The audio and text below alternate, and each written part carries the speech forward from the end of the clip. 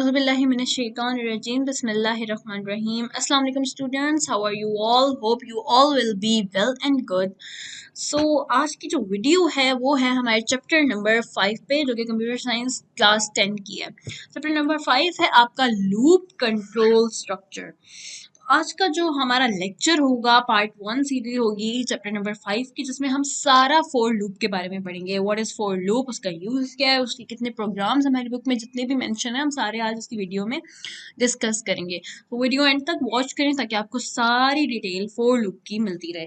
तो हम स्टार्ट करते हैं अपना लेक्चर। ओके, सो चैप्टर नंबर 5 है हमारा loop control structure. Loop control structure क्या होता है, मतलब कि लूप के थ्रू हम किसी भी स्ट्रक्चर को, अपने प्रोग्राम के स्ट्रक्चर को कंट्रोल करते हैं। तो लेट्स स्टार्ट। यूनिट इंट्रोडक्शन है सिंपल, हम रीड आउट कर लेते हैं, समझ लेते हैं। Loops are used in programs to repeat a block of statements. Repeating a block of statements is a very common and useful task in programming. Loops make the task of writing programs easier and efficient. Therefore, students need to learn how to implement loop structure in programs. This unit describes how three types of loop, हम three types of loops को discuss करेंगे. These are for loop, while loop and do while loop. ठीक है, और nested loop भी है, उसको भी हम थोड़ा बहुत डिस्कस करेंगे।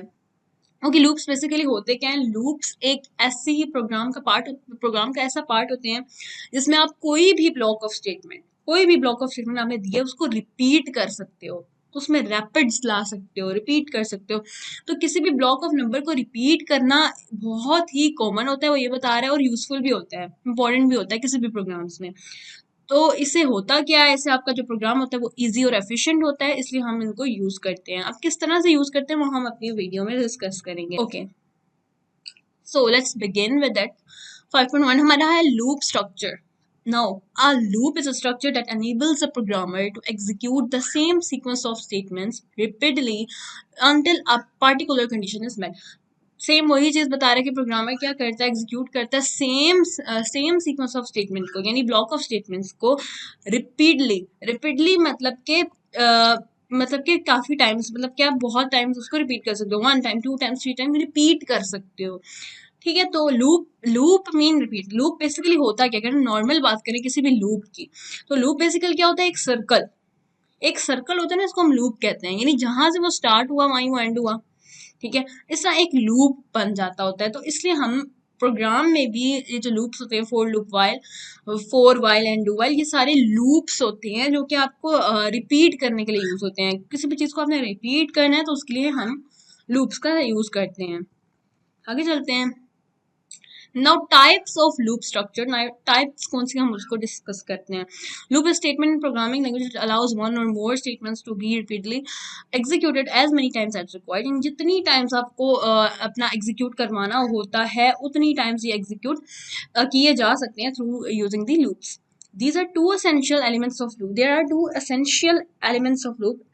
जो loop होता है इसके elements जो है बहुत मेन होते हैं। कौन से होते हैं हम डिस्कस करते हैं। तो the block of statement forms the body of the loop. क्या मतलब है इसका, कि कोई भी स्टेटमेंट, यानी जो ब्लॉक ऑफ स्टेटमेंट्स होती हैं आप लूप की बॉडी में जो गिवन होती हैं, उनको बार बार एग्जीक्यूट करवाना, रिपीटली एग्जीक्यूट करवाना जब तक कि कंडीशन ट्रू हो।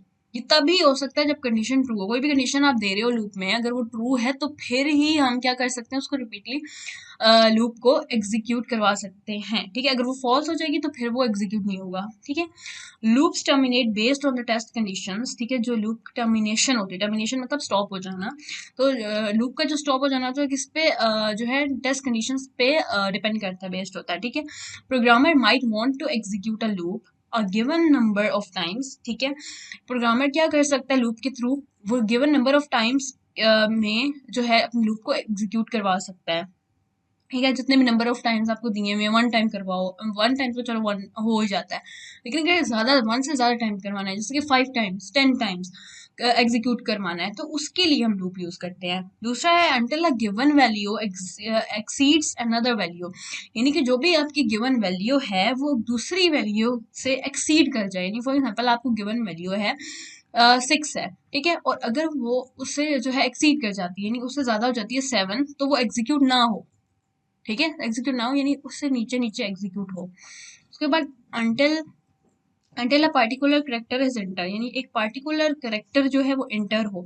कोई भी पार्टिकुलर करेक्टर हो सकता है, जैसे कि अगर हम कहें कि कोई भी करेक्टर में कौन सी चीज़ें आ जाती हैं, वो सारी जो आपके जो भी स्पेशल करेक्टर्स होते हैं, अगर वो पार्टिकुलर करेक्टर एंटर हो जाए तो कंडीशन फॉल्स हो जाए, वो एग्जीक्यूट ना हो, या फिर ट्रू हो जाए और वो एग्जीक्यूट होता रहे जब तक कि एक पार्टिकुलर करेक्टर नहीं एंटर हो जाता। जैसे कि वो बोले, अगर आपने क्वेश्चन में ही ऐसा लगाया, क्वेश्चन ही आपने ऐसा दिया कि फॉर एग्जाम्पल हमने डॉलर साइन का लगाया कि कोई डॉलर साइन यूज़ करे तो प्रोग्राम वहाँ पे स्टॉप हो जाए, या फिर कोई जो है परसेंटेज साइन यूज़ करे तो प्रोग्राम चलता रहे। तो इस तरह के जो करेक्टर्स एंटर किए जाते हैं, पार्टिकुलर करेक्टर बनाए जाते हैं कि वो अगर एंटर किए जाएंगे तभी आपका प्रोग्राम जो है वो वर्क करेगा। आगे चलते हैं। अब आगे क्या आ जाता है, आगे आपका आ जाता है फोर स्टेटमेंट। ठीक है, फोर स्टेटमेंट क्या होती है, अब हम इसको डिस्कस करते हैं। ठीक है, फोर स्टेटमेंट फॉर लूप एक ही चीज़ है। ठीक है, तो इसको करते हैं। The for loop, the for is a looping statement which is used to execute a set of statement repeatedly for a fixed number of times। ठीक है, फिक्स नंबर ऑफ टाइम्स दिए जाते हैं, उतनी टाइम्स ये रिपीट करवाने के लिए किसी भी स्टेटमेंट को जितने भी नंबर ऑफ टाइम्स दिए जाते हैं उस टाइम तक इंक्रीज करवाने के लिए, उसको रिपीट करवाने के लिए हम क्या यूज करते हैं, फोर लूप यूज करते हैं। ठीक है, और इसका हम दूसरा नाम भी दे रहे हैं कि दूसरा नाम इसका क्या है, काउंटर लूप। क्या नेम है इसका, काउंटर लूप। दूसरा नेम इसका है, ये लिखा हुआ है counter counter loop. Wait, okay, counter loop, आप इसको हाईलाइट कर सकते हैं। ठीक है, अब क्या है, फोर लूप को हम काउंटर लूप भी कहते हैं। आपका ये एमसीक्यूज में आ सकता है, वैसे कोई जरूरत नहीं है इसको इतना वो करने की। और जो है इसमें मेन चीज क्या है कि फिक्स नंबर ऑफ टाइम्स हम किसी भी स्टेटमेंट को रिपीट करवा सकते हैं, रिपीटली एग्जीक्यूट करवा सकते हैं बेसिकली। तो अब इसका जो जनरल फॉर्म है वो क्या है, इसको देख लें एक बार, ये इंपॉर्टेंट है चीज। क्या है, सबसे पहले हम फोर लिखेंगे किसी भी प्रोग्राम में। अगर हमने फोर लूप या फोर स्टेटमेंट का यूज करना है तो उसके लिए हम हमेशा पहले फोर लिखेंगे। उसके बाद इनिशियलाइजेशन आ जाएगी, हम डिस्कस करेंगे आगे कि क्या होती है इनिशियलाइजेशन, क्या होती है, टेस्ट कंडीशन, इंक्रीमेंट डिक्रीमेंट। तो इस तरह से आएगा। अब इनिशियलाइजेशन जब भी आपने देनी है उसके बाद क्या आएगा, ये सेमी कॉलन आ जाएगा। Wait, let me show you. ये रहा आपका सेमी कॉलन आ जाएगा। ओके, और उसके बाद आपकी क्या आ जाती है, उसके बाद हमारी टेस्ट कंडीशन आ जाती है, अगेन सेमी कॉलन, उसके बाद इंक्रीमेंट डिक्रीमेंट। अब जरूरी नहीं है वो हमेशा इंक्रीमेंट हो, क्योंकि मैंने ज्यादातर प्रोग्राम्स में आगे भी हम पढ़ेंगे तो इंक्रीमेंट करवाया जाएगा, तो डिक्रीमेंट भी हो सकता है। ठीक है, और वो भी हम पढ़ेंगे। ठीक है, इंक्रीमेंट या डिक्रीमेंट, स्लैश का मतलब है कि या तो इंक्रीमेंट होगा या तो डिक्रीमेंट होगा। और आगे हमारी जो बॉडी ऑफ लूप है वो आ जाएगी किसके थ्रू, ये जो हमारी ब्रेसेस हैं। ठीक है, ब्रेसेस के अंदर आ जाएंगी body of loop. I hope से यहाँ तक क्लियर हो गया होगा। ठीक है, ये सिंटेक्स, ये जनरल फॉर्म आपको याद होनी चाहिए। सबसे पहले initialisation, semicolon, test condition mean कोई भी कंडीशन यहाँ पे दी जाएगी दे दी जाएगी जो कि टेस्ट की जाएगी कि वो लेस देन है, इक्वल है, या फिर ग्रेटर है। तो इस तरह से वो जो कंडीशन हमने पहले भी पढ़ी हैं तो वो यहाँ पे आती हैं। फिर हमारे पास आता है इंक्रीमेंट डिक्रीमेंट, यानी कि 1+2, 2+3, इस तरह के जो इंक्रीमेंट होते हैं, या फिर डिक्रीमेंट 1 माइनस माइनस। तो इस तरह के डिक्रीमेंट ये भी हम यूज करेंगे। आगे हम जल्दी जल्दी से इसको रीड आउट कर लेते हैं ताकि हम इसको समझ लें। Okay, when for statement is executed, a variable, also known as loop variable, is assigned an initial value in initialization part of the loop। क्या कह रहे हैं कि इनिशियलाइज किया जाता है किसी भी वैल्यू को जो एक वेरिएबल हमने उठा लेते हैं। फॉर एग्जांपल हमने उठाया a, ठीक है, तो a को इनिशियलाइज करवा दिया जाएगा इनिशियलाइजेशन पार्ट में। कौन सा इनिशियलाइजेशन पार्ट, जो सबसे फर्स्ट पे है, फोर के बाद ब्रैकेट के बाद इनिशियलाइजेशन पार्ट होता है, और वहां पे हम किसी भी वैल्यू को असाइन कर सकते हैं किसी भी वेरिएबल में। फॉर एग्जाम्पल a=1, अब ये किस में जाएगा, ये इनिशियलाइजेशन में जाएगा, पार्ट ऑफ द लूप। ठीक है, सच एज के, अब इसने के ले लिया, k=1 और काउंट =1, यानी जरूरी नहीं आप सिर्फ एक ले लो। वेरिएबल मीन्स कि आप कोई भी वेरिएबल ले लो, काउंट ले लिया, काउंट =0 कर लो। तो ये इनिशियलाइजेशन है। इनिशियलाइजेशन मीन आप इनिशियलाइज कर रहे हो, असाइन कर रहे हो वैल्यू। ठीक है, जैसे 1 असाइन कर दिया हमने के को, 0 असाइन कर दिया हमने काउंट को, तो ये इनिशियलाइजेशन है, इनिशियलाइज कर दिया। ठीक है, आगे आ जाते हैं। The value of the loop variable is checked with the given test condition. फिर क्या होगा, इस वैल्यू को चेक किया जाएगा टेस्ट कंडीशन पार्ट में। टेस्ट कंडीशन पार्ट कौन सा, जो इसके बाद सेमीकोलन के बाद आ रहा है, सेंटर वाला पार्ट, ये फर्स्ट पार्ट, ठीक है, ये सेकंड पार्ट और ये थर्ड पार्ट। हर एक में सेमीकोलन आएगा, लेकिन याद रहे कि इसके एंड पे सेमीकोलन नहीं आता, इसमें कंफ्यूज नहीं होना, ठीक है। सिर्फ सेंटर में आएगा, मतलब कि फर्स्ट लगाया फिर सेमीकोलन, सेकंड लगाया फिर सेमीकोलन, यानी पूरे में 2 टाइम्स सिर्फ सेमीकोलन यूज होगा, ओके। और इसके 3 पार्ट्स हैं। अब सेकंड पार्ट जो टेस्ट कंडीशन की हम बात कर रहे हैं कि जो वैल्यू हमने यहाँ दी a=1 या k=1, उसको टेस्ट किया जाएगा टेस्ट कंडीशन पार्ट में। The test condition is a relational expression, ये रिलेशनल एक्सप्रेशन होता है। रिलेशन एक्सप्रेशन हमने पढ़ी थी ना, मतलब रिलेशंस चेक करते हैं, such as k is less than 10, यानी वहां पे उसने दे दिया, यहाँ पे हम k ही ले लेते हैं ताकि हमारे लिए समझना इजी हो, ठीक है।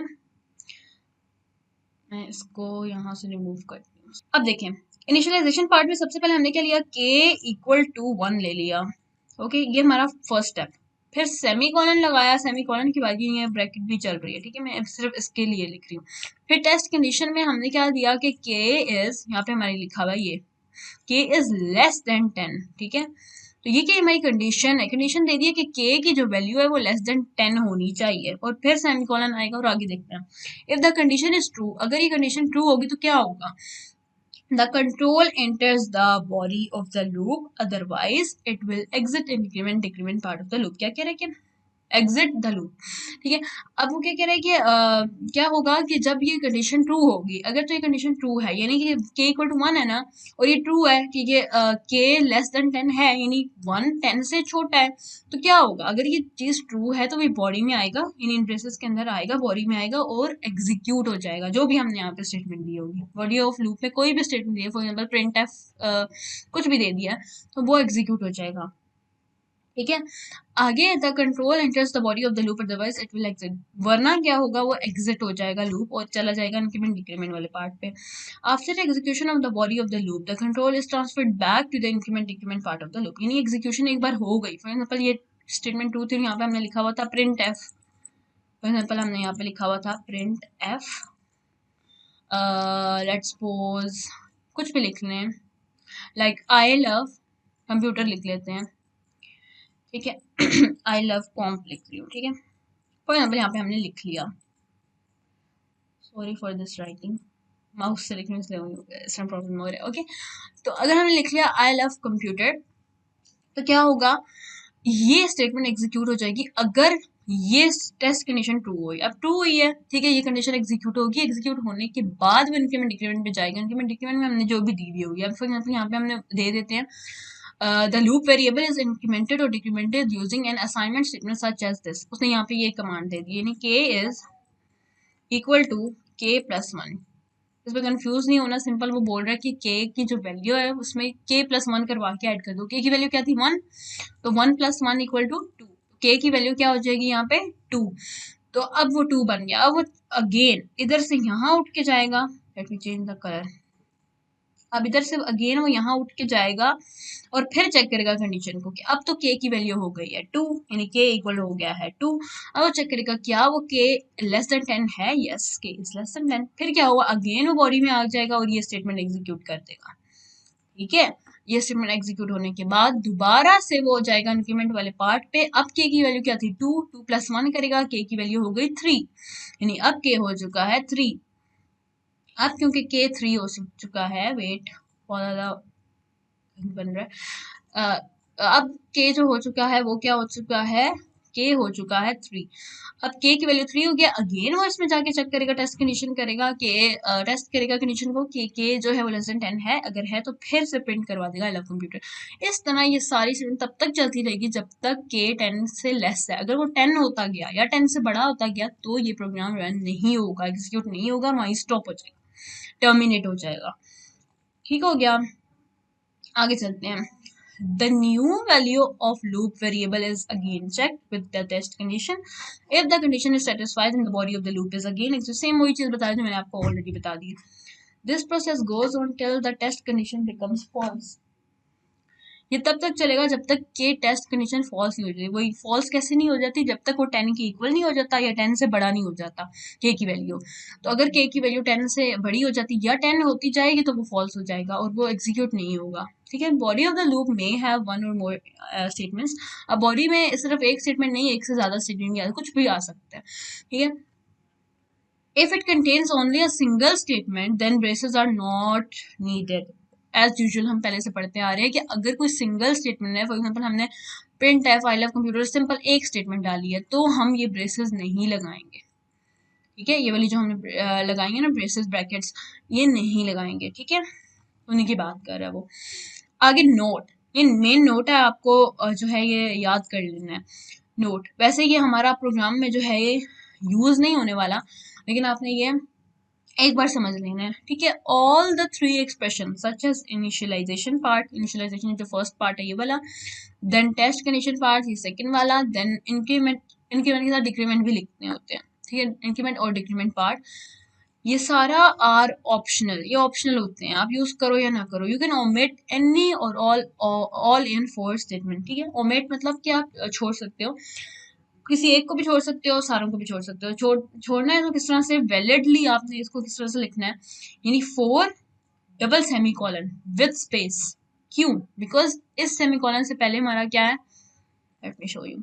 इस सेमीकोलन से पहले क्या आएगा हमारा, इनिशियलाइजेशन पार्ट, जैसे हमने यहाँ पे किया था, एक सेमीकोलन से पहले इनिशियलाइजेशन पार्ट, इसलिए हमने एक सेमीकोलन लगा लिया। फिर ये स्पेस, स्पेस में क्या आती होती है, टेस्ट कंडीशन, जो हम नहीं दे रहे, हम कुछ भी नहीं दे रहे इसमें, हम सिर्फ सेमीकोलन से बता रहे हैं कि ये फोर लूप है, ताकि फोर स्टेटमेंट फोर लूप का समझ आ जाए कि ये फोर है, फोर स्टेटमेंट है। ठीक है, उसके बाद अगेन सेमीकोलन आ रहा है। अब ये किस चीज का सेमीकोलन है, टेस्ट कंडीशन के बाद आने वाला सेमीकोलन, ये वाला। ठीक है, आगे फिर जो है उसने स्पेस नहीं दी और बस ब्रैकेट लगा दी, यानी यहाँ पे समझ जाए ये कि आएगा इंक्रीमेंट डिक्रीमेंट। लेकिन क्योंकि हम कुछ भी नहीं दे रहे, लेकिन बस बता रहे हैं कि हम फोर लूप लगा रहे हैं, तो हम इस तरह से दे सकते हैं। ये चीजें यूज नहीं होती, वैसे बताने के लिए लिखी हुई है, हम मतलब यूज नहीं करेंगे इन्हें। ठीक है, आगे आ जाता है फोर, फोर के आगे अब ये int i equal to one लिखा है। ये मैं आपको बताऊंगी ये इंट कहाँ से आया। जब आप इनिशियलाइजेशन कर रहे होते हो ना, तो आप एक तो डायरेक्ट लिखना चाहो डायरेक्ट लिख सकते हो, जैसे कि आई इक्वल टू वन डायरेक्ट भी लिख सकते हो, मसला नहीं है। लेकिन होता क्या है कि अगर फॉर एग्जाम्पल आपने अपना पूरा प्रोग्राम बनाया hash tag include, hash tag सारा कुछ लिख के, हैश टैग लगा के, सारा हैश टैग लगाए, फिर वॉइड मेन, ये सारा कुछ लिखा, तो आपको पता है ना वॉइड मेन के बाद जो होता है, हम अपना कोई भी नंबर जो हमने यूज करना हो, जैसे हम आई नीचे यूज कर रहे हैं, जो भी वेरिएबल हम नीचे यूज करेंगे उसको हमने पहले बताना है, डिक्लेयर करना होता है। उसकी डिक्लेरेशन लाजम होती है, क्योंकि हमने उसको डिक्लेयर करना होता है क्या वो इंटीजर है, क्या वो करेक्टर टाइप है, यानी कौन सी टाइप है, डाटा टाइप कौन सी है, यहाँ पे वॉइड लिखते होते हैं। ठीक है, तो उस तरह से हम उसके लिए क्या करते हैं, जब वॉइड मेन में मेन बॉडी के अंदर हम आते हैं तो हम क्या देते हैं, इंटीजर। मैंने आई ले रही हूँ तो मैं लिखूंगी आई, यानी पता चल जाए कि आई जो मैं अपने प्रोग्राम में यूज करने जा रही हूँ, जो भी अपने प्रोग्राम में आई, आई एक अल्फाबेट ही आई है। ठीक है, तो आई जो मैं अपनी प्रोग्राम में यूज करने जा रही हूँ वो इंटीजर टाइप है, ये बताने के लिए मेन बॉडी में लिख देते होते हैं।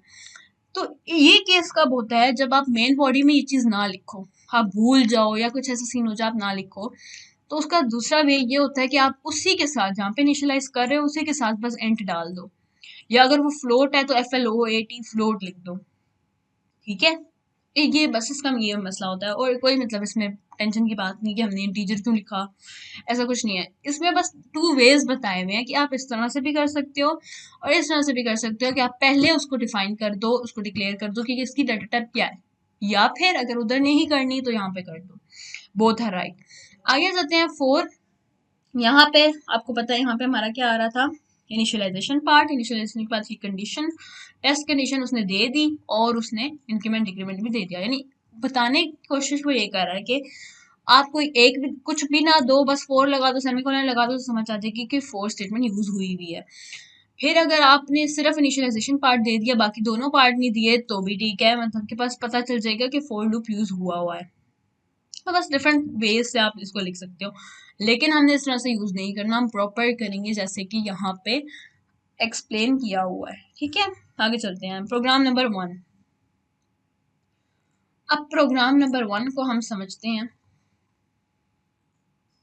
ओके, अब प्रोग्राम नंबर 1 को हम समझते हैं कि प्रोग्राम नंबर 1 हमसे क्या मांग रहा है। प्रोग्राम नंबर 1 कहते हैं कि prints this program prints number from 1 to 5 using for loop, यानी फॉर लूप का यूज करके आपने 1 to 5 सारे नंबर्स को प्रिंट करवाना है। हो सकता है आपको एग्जाम में ये ना लिखा हुआ हो, यानी हो सकता है आपको एग्जाम में for loop using for loop ना लिखा हुआ हो, सिंपल लिखा हुआ हो, सॉरी सिंपल लिखा हुआ हो 1 to 5, यानी ऐसा प्रोग्राम राइट करें, write a program in which you have to print numbers from 1 to 5, ठीक है, ऐसा प्रोग्राम लिखे। अब आपके माइंड में खुद ही आ जाना चाहिए कि जहाँ पे हमने प्रिंट करवाने हैं नंबर्स फ्रॉम 1 to 5, वहाँ पे हम क्या करेंगे, यानी हमने एक सीक्वेंस देनी है 1 to 5, हमने 1 2 3 सॉरी 1 2 3 4 5 ये सारा कुछ प्रिंट करवाना है। तो ये हम किस तरह से करवा सकते हैं, याद रहे हमेशा हम इसको फोर लूप वाइल लूप से कर सकते हैं, लेकिन इजी वे क्या होता है कि हम इसको फोर लूप से करें। For loop is very easy as compare to all of others, क्योंकि फोर लूप जो है ना वो मेन फर्स्ट है, एक तो फर्स्ट हम इसको पढ़ते हैं, और दूसरा ये बहुत ही ईजी है एज कम्पेयर टू आप वाइल या डू वाइल की बात करो। वाइल और डू वाइल इतने ईजी नहीं है, ईजी हैं, वो भी ईजी हैं, लेकिन वो फोर लूप के कंपेयर में थोड़े से जो है ना वो कॉम्प्लिकेटेड है, वो डिफिकल्ट हो जाते हैं, ऊपर नीचे हो जाते हैं। तो फोर लूप को अगर आप अच्छे से याद कर लो, आपको एक क्वेश्चन आ जाता है write a program prints numbers from 1 to 5, तो आपके माइंड में यह चीज आ जानी चाहिए, क्योंकि हम सीक्वेंस दे रहे हैं, किसी भी चीज की सीक्वेंस देना उसमें हम फोर लूप यूज करेंगे। अगर लिखा हुआ है नहीं लिखा हुआ, हाँ अगर इधर लिखा हुआ यूजिंग वाइल लूप, वाइल आगे हम पढ़ेंगे, ठीक है, अगर लिखा हुआ यूजिंग वाइल लूप तब आपको वाइल लूप यूज करना ही पड़ेगा, लेकिन अगर नहीं लिखा था वो इट्स बेटर कि आप फोर लूप से करो, ठीक है। एनीवेज आगे चलते हैं, ओके। अब आगे सेम जैसे हम प्रोग्राम बाकी करते आ रहे थे उसी तरह से करना है। सबसे पहले आपने क्या दे दिया, हैशटैग इंक्लूड, आगे आपने ये जो एंगल ब्रैकेट्स के अंदर studio dot H hashtag include conio dot H void main, और वॉइड डिस्टेंस से आ जाएगा, मतलब ये चीज तो सेम है जैसे हम करते आ रहे हैं। फिर बेसिस लगा ली, ये भी एक ही बात है जो हम पहले करते आ रहे हैं। अब क्या होगा, अब क्योंकि हम अपने प्रोग्राम में फोर लूप का यूज कर रहे हैं, तो फोर लूप यूज करने के लिए हमें हमेशा एक ना एक वेरिएबल तो चाहिए होता है, ठीक है। आपको हमेशा अपने क्वेश्चन को पढ़ते हुए समझ आ जाना चाहिए कि हमें इसमें वेरिएबल कितने रिक्वायर्ड हैं। जब भी आपने अपना क्वेश्चन पढ़ना है ना, आपने सबसे पहले ये चीज अंडरस्टैंड करनी है कि इसमें वेरिएबल कितने आएंगे, क्योंकि हर क्वेश्चन में ऑलमोस्ट वेरिएबल्स होते ही होते हैं। तो क्वेश्चन पढ़ने के बाद आपको समझ आ जाना चाहिए कि इसमें हम वेरिएबल्स कितने यूज करेंगे। अब क्योंकि फोर लूप यूज करने, फोर लूप यूज करोगे एक ना एक वेरिएबल यूज होगा ही होगा, तो हम एक वेरिएबल तो यूज करेंगे। तो कोई भी आप वेरिएबल अपनी मर्जी का अल्फाबेट ले लो, अल्फाबेट ले लो या फिर कोई नाम ले लो, तो वो आपकी मर्जी है, इसमें कोई मसला नहीं है। इसने यहाँ पे जे ले लिया, आप ए ले लो, आप बी ले लो, आप पूरा ए बी सी ले लो, मतलब ए बी सी डिक्लेयर कर लो पूरा, आगे सेमीकोलन डाल दो। तो ये नहीं, आपकी मर्जी, आपने कोई भी नेम लेना है, कुछ भी लेना है तो आप वो ले सकते हो, लेकिन क्या है हमें एक ना एक वेरिएबल लेना है। इंटीजर का उसने ले लिया है, ठीक है। इंटीजर क्यों, क्योंकि वन इंटीजर है ना, हमें वन से स्टार्ट करवाना है और 5 तक प्रिंट करवाना है। तो वन इंटीजर है तो इसलिए इसने क्या ले लिया, इसने अपना वेरिएबल को इंटीजर डिक्लेयर कर दिया, INT इंटीजर, और ये सेमीकोलन आगे आपको पता आता ही आता है। आगे आपने फोर लूप स्टार्ट कर देते हैं। अब इसी वे को मैं आपको बता रही थी, या तो आप मेन बॉडी में डायरेक्ट इंट जे डिक्लेयर कर दो, या तो इसके साथ यहाँ पे ब्रैकेट के अंदर INT int j equal to 1 ये लिख दो इस तरह से, तो भी ठीक है, यानी अगर ऊपर नहीं देते तो इस तरह से लिख लो, बोथ आर राइट, ठीक है। आगे चलते हैं, सॉरी, ओके। फोर आगे आ जाएगा आपका जे इक्वल टू 1, क्योंकि 1 से स्टार्ट कर रहे हैं, ये इक्वल है, ठीक है, जे इक्वल टू 1, सेमीकोलन आगे हमने दे दिया J is less than and equal to 5। Why हमने ये क्यों दिया, क्योंकि हमने टेस्ट कंडीशन देनी है कि कंडीशन जो है हमारी कि वो टिल टू दी 5, जे की जो वैल्यू है वो टिल 5 तक चलती जाए चलती जाए चलती जाए, ठीक है, टिल 5। और लेस देन का साइन क्यों डाला, कि जे की वैल्यू जब तक लेस और जब तक इक्वल नहीं हो जाती 5 के, तब तक ये लूप चलता रहे। और आगे हमने क्या करवाना है, इंक्रीमेंट। क्यों इंक्रीमेंट करवाना है, क्योंकि 1 में जे में इंक्रीमेंट करवाना है।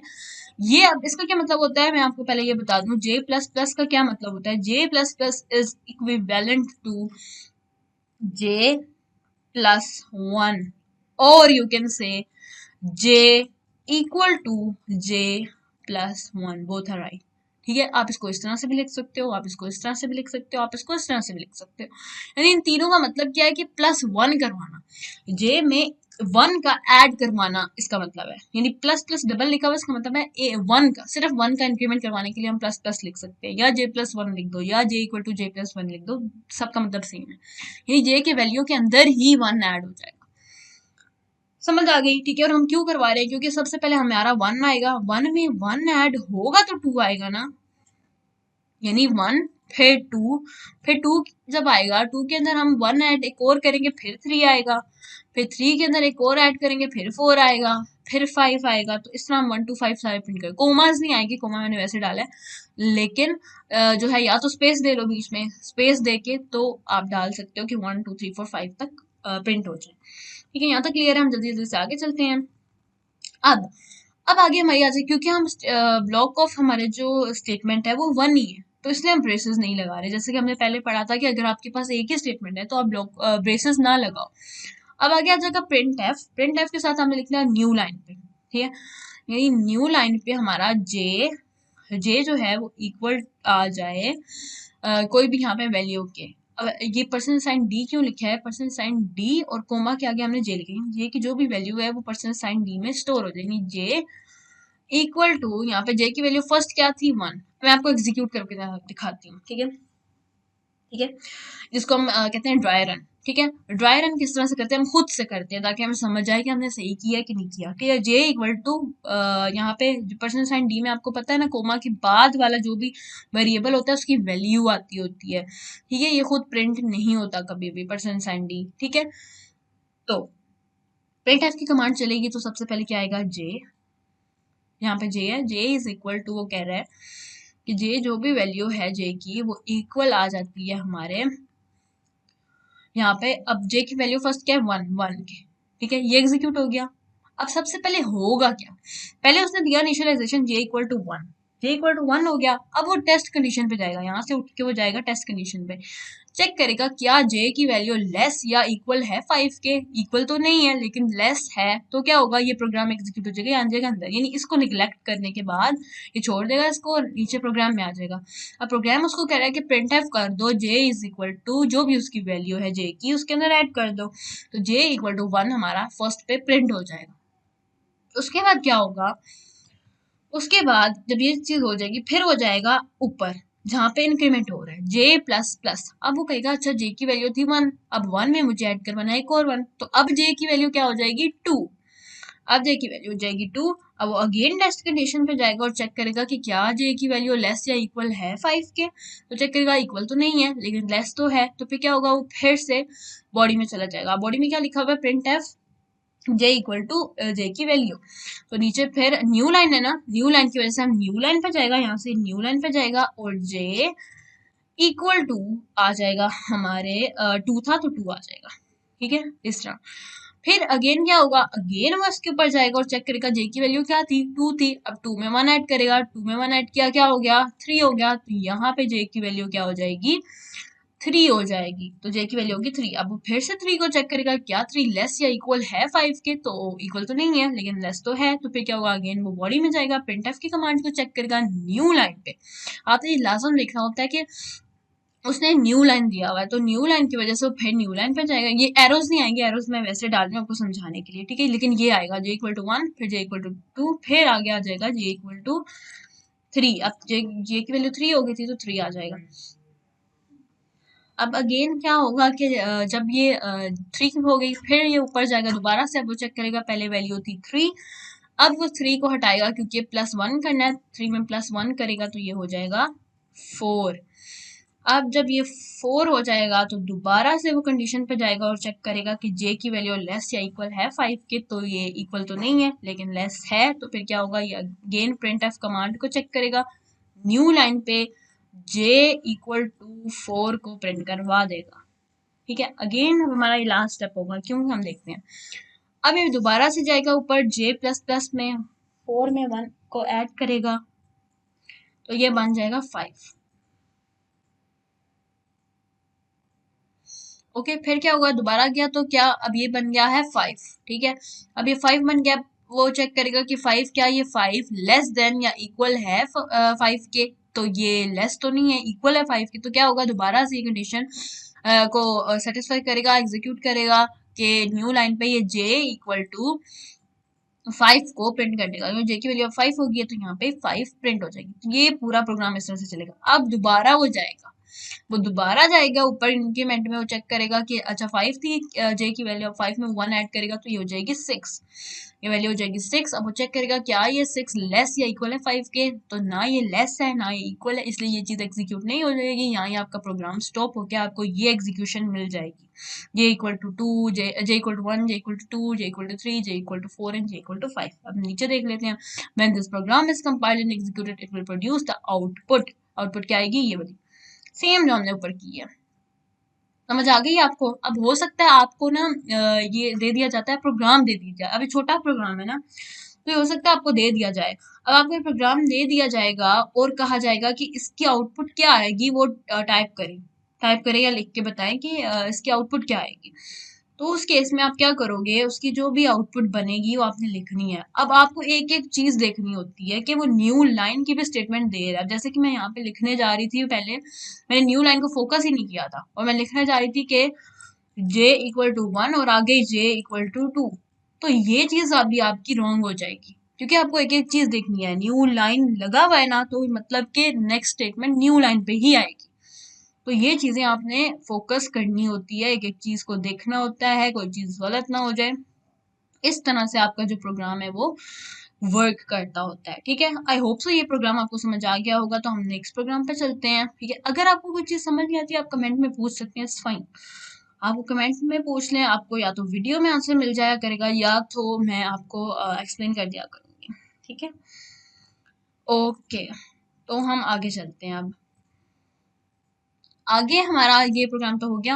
आगे उसने इसी को एक्सप्लेन किया हुआ है। ठीक है, आपने एक्सप्लेन नहीं करना होता। हाँ, अगर अब क्वेश्चन फॉर एग्जांपल आपका ये 8 मार्क्स का क्वेश्चन आता है जिसमें आपका ये प्रोग्राम दिया हुआ है, तो आप थोड़ा सा एक्सप्लेन कर दो कि हमने इसमें क्या किया। सबसे पहले हमने हैशटैग इंक्लूड लिखा, ये सब कुछ लिखा, आपने बताया। फिर आपने लिखा कि हमने फोर लूप यूज करना है। फोर लूप का यूज थोड़ा सा एक्सप्लेन कर दिया कि वो किस लिए यूज होता है।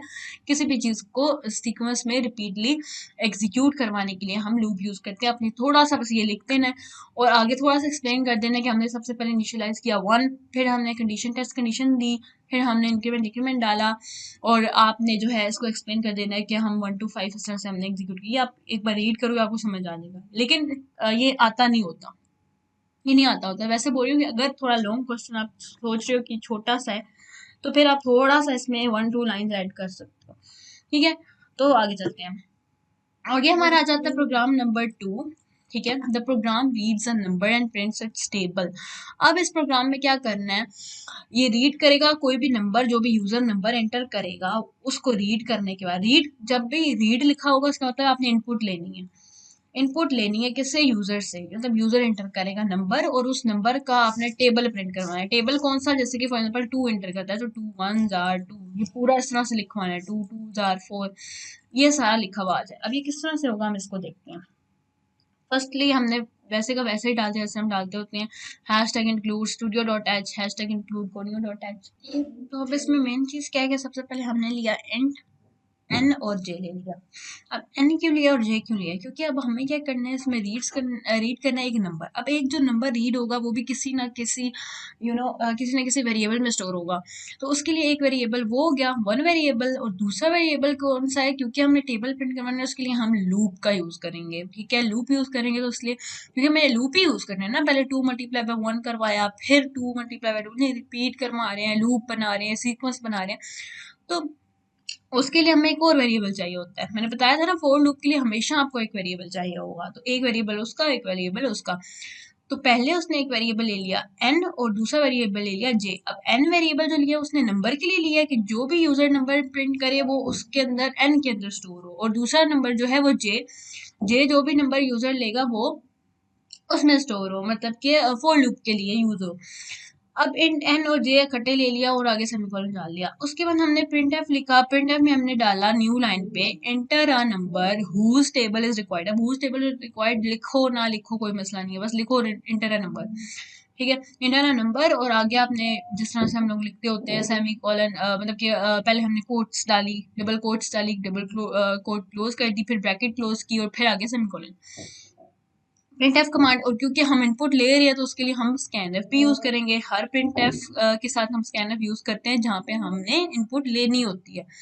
तो इनपुट के लिए scanf यूज किया और आगे हमने लगाया डबल कोट्स में, डबल कोट्स के अंदर %d। %d क्यों लगाते हैं आपको पता है ना, क्यों लगाते हैं? क्योंकि हमने कोई ना कोई वैल्यू स्टोर करवानी होती है। जब भी हमने कोई ना कोई वैल्यू स्टोर करवानी होती है हम लगाते हैं %d कोमा और एम्परसेंड साइन। ये एम्परसेंड साइन कौन सा होता है? एंड वाला साइन, एंड एन, यानी एन की जो भी वैल्यू होगी वो स्टोर हो जाएगी मतलब कि इसमें %d, यानी %d जो भी होगा वो क्या होगा, जहां पे भी हम %d लगाएंगे वो क्या होगा, एन की वैल्यू होगी, इसलिए हम ये लगाते होते हैं। आगे हमारे पास आ जाता है फॉर लूप। फॉर लूप में हमने क्या लगाना है, हमेशा जो भी हम करते होते हैं इनिशियलाइजेशन, सबसे पहले सेमीकोलन, सेमीकोलन के बाद टेस्ट कंडीशन आ जाती है और हमारे पास इंक्रीमेंट डिक्रीमेंट आ जाता है और आगे बढ़े।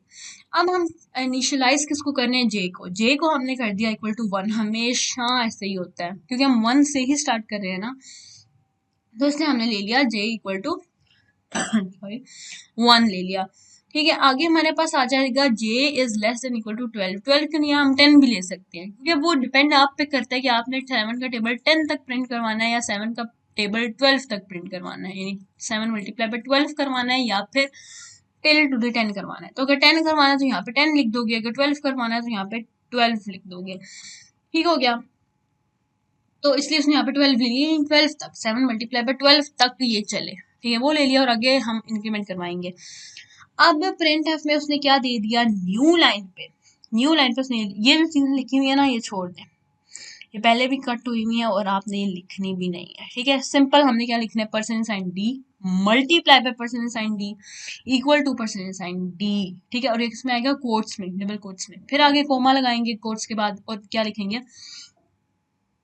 अभी आपको बताया मैंने कि %d फॉर एग्जाम्पल फर्स्ट ये लिखा है, जो भी फर्स्ट होगा कोमा के बाद जो भी फर्स्ट नंबर होगा वो उसके लिए, यानी कि कोमा से पहले % फर्स्ट पे कौन सा, ये वाला। ठीक है, और कोमा के बाद जो फर्स्ट वेरिएबल है वो कौन है, एन। तो एन की जो भी वैल्यू होगी वो फर्स्ट %d में स्टोर होगी। फिर मल्टीप्लाई आ गया और सेकंड %d, अब सेकंड %d में सेकंड वेरिएबल की वैल्यू स्टोर होगी।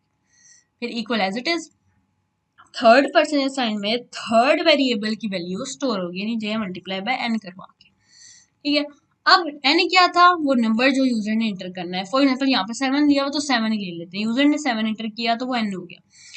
अब यूजर ने 7 एंटर किया वो हो गया, और दूसरा जे क्या है, जे फॉर एग्जाम्पल हम 1 से स्टार्ट करें तो जे अभी 1 है, 1 आ गया, और फिर जे मल्टीप्लाई बाय एन, यानी जे क्या है 1, 1 मल्टीप्लाई बाय एन यानी 7, 1 मल्टीप्लाई बाय 7 क्या हो गया 7।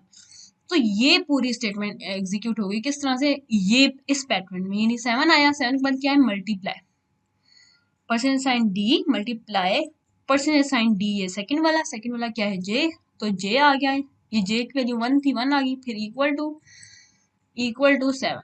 आई होप सो आपको क्लियर हो रहा है। तो इस तरह से ये चलता है और आगे गेट ch लगा के क्लोज कर देना। अब ये प्रोग्राम चलता जाएगा जब तक 7 मल्टीप्लाई बाय 12 नहीं हो जाता। अब इसको हम ड्राई रन करके चेक करते हैं। ठीक है, ड्राई रन क्या होता है, मतलब वैल्यूज पुट करके अगर चीजों को चेक करते हैं उसको हम ड्राई रन कहते हैं। ठीक है, यहाँ पे मैं इसको ड्राई रन करके बताती हूँ।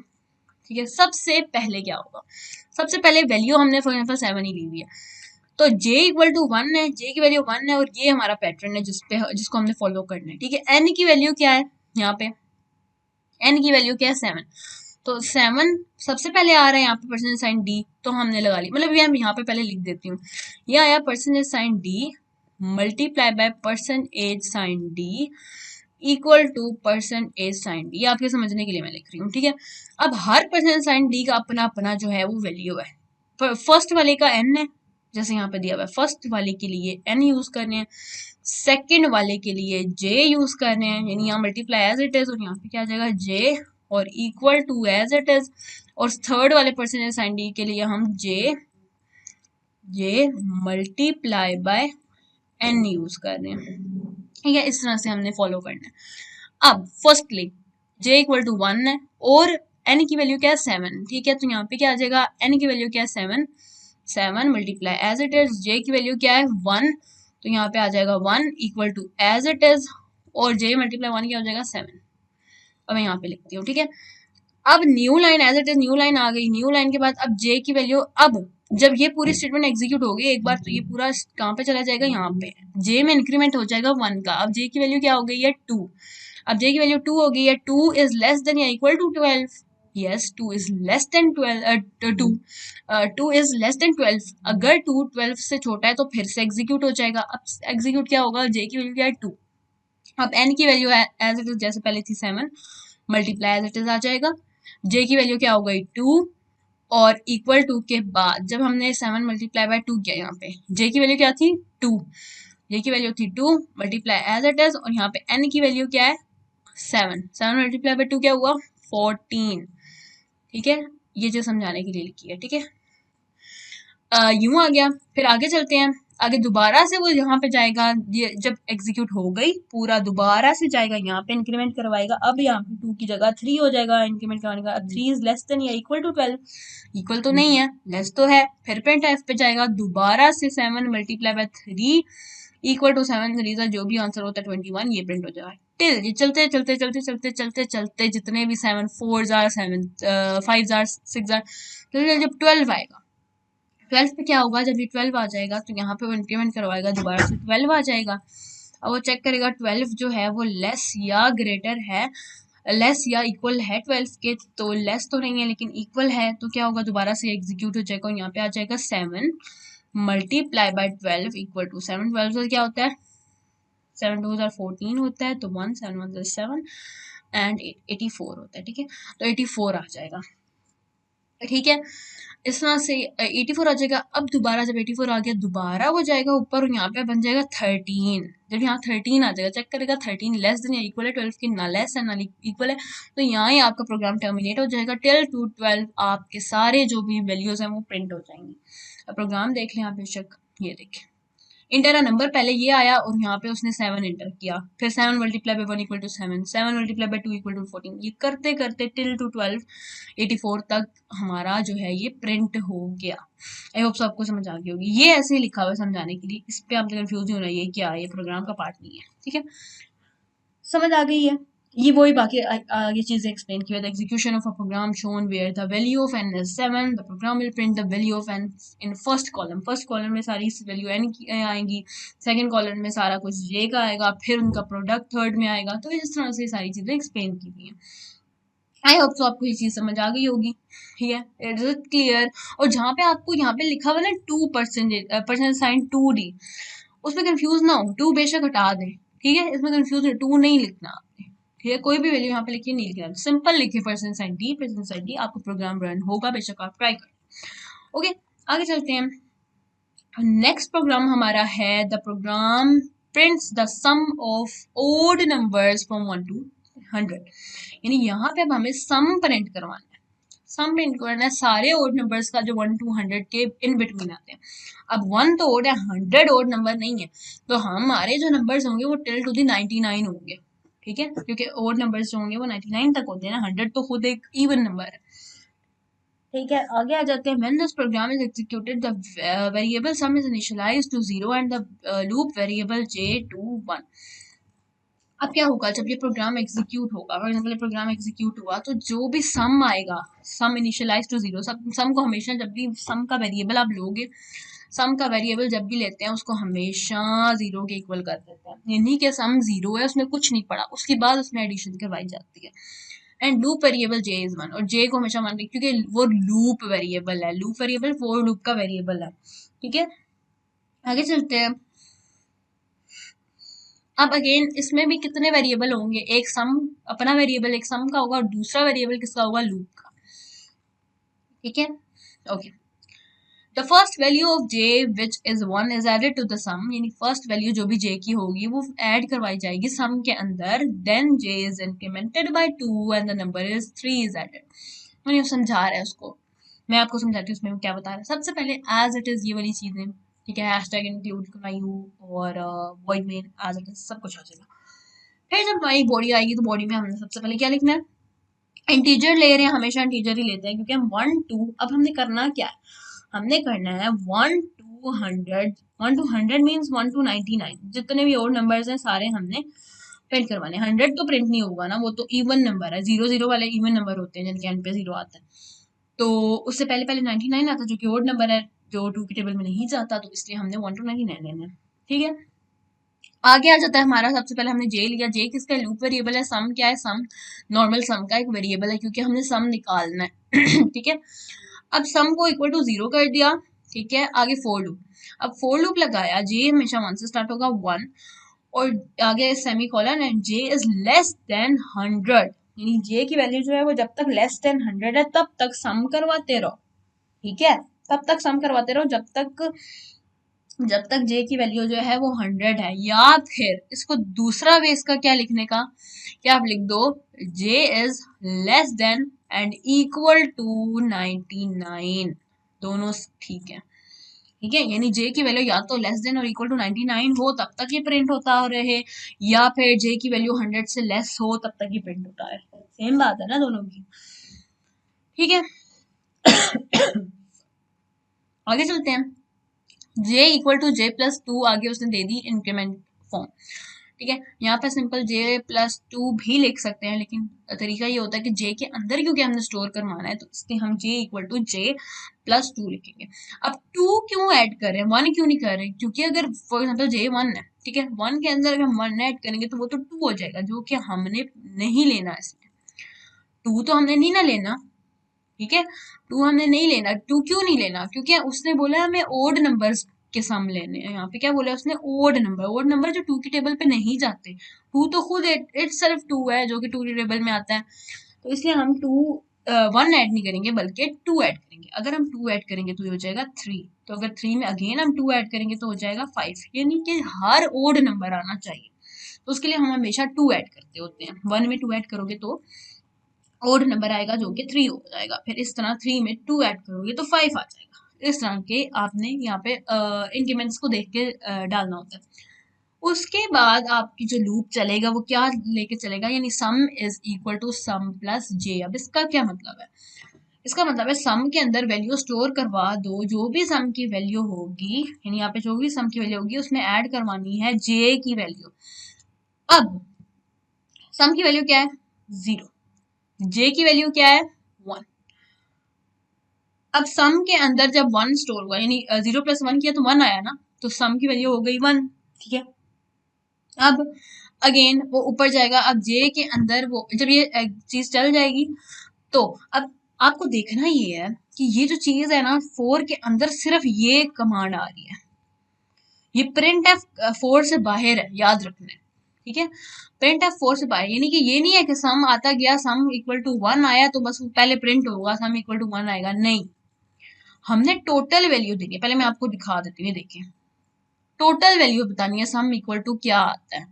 तो हम पहले सारा प्रोग्राम बैकग्राउंड में एग्जीक्यूट करवाएंगे, उसके बाद प्रिंट कमांड देंगे। यानी ऐसा नहीं होगा कि सम इक्वल टू पहले आ जाएगा 1, फिर सम इक्वल टू आ जाएगा 3, तो इस तरह का सीन नहीं करना।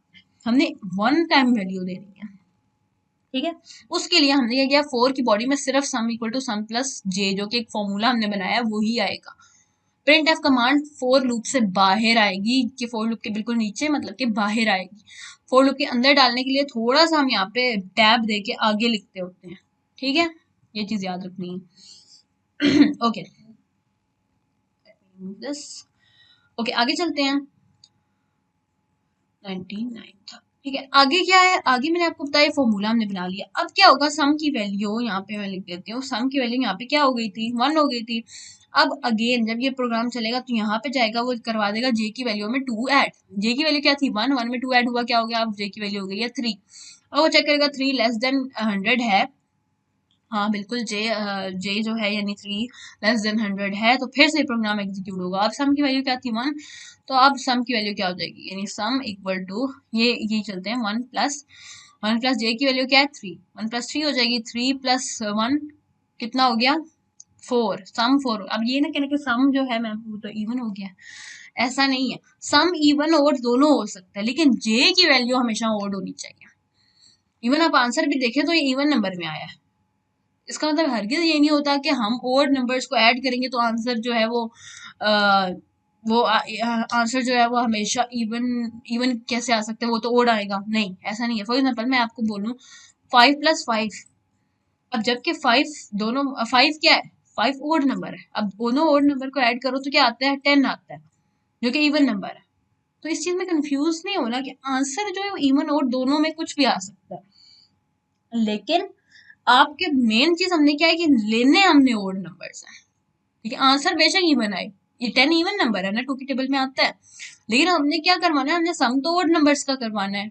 तो आंसर डजंट मैटर, अब 4 आगे इसका तो हरगिज ये नहीं है कि ये गलत हो गया है, नहीं, ठीक है, ये बात समझनी थी, ठीक है। आगे चलते हैं, आगे ओके, आगे क्या होगा, अब क्योंकि हमारा यहाँ तक तो समझ आ गया ना कि 4 हो गया, ठीक है। अब दोबारा वो इसमें जाएगा, जे की वैल्यू कितनी हो जाएगी, 3 + 2 कितना होता है 5, अब जे की वैल्यू 5 हो जाएगी, चेक करेगा 5 लेस देन है 100 के,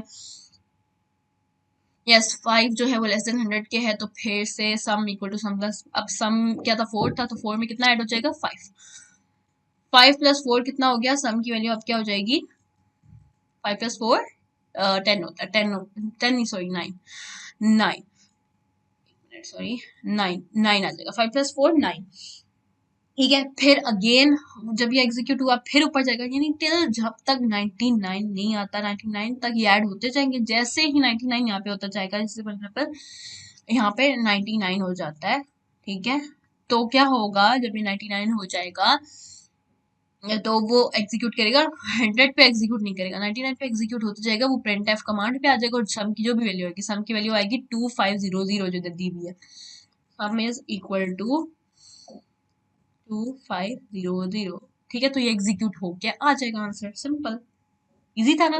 प्रिंट टाइप में हमने सिंपल क्या दिया, न्यू लाइन लगाओ ना लगाओ कोई मसला नहीं होता, सम इज इक्वल टू हमने पर्सन ए साइन डी डाला, फिर कोमा के बाद हमने सम डाला, यानी कि यहाँ कोमा के बाद जो भी वेरिएबल है उसकी वैल्यू इसमें स्टोर हो जाए, पर्सन साइन डी के थ्रू इसके अंदर स्टोर करने के लिए हम यूज करते होते हैं इस तरह से, और सम की वैल्यू हमारे पास आ जाएगी 2500। अब तो आपको यहाँ तक क्लियर हो गया होगा, ठीक है। तो अब हम आगे चलते हैं नेक्स्ट प्रोग्राम पे। नेक्स्ट प्रोग्राम में हमारा program number 4, the program reads the number and prints factorial. अब नंबर लेना है, एक नंबर लिया, रीड किया नंबर, इनपुट ली नंबर की, और हमने उसका फैक्टोरियल प्रिंट करना है। अब सबसे पहले आपको पता होना चाहिए फैक्टोरियल होता क्या है, हमेशा अक्सर बच्चे इसी चीज में कंफ्यूज बहुत होते हैं, फैक्टोरियल क्या होता है, इनको समझ ही नहीं आता फैक्टोरियल क्या होता है।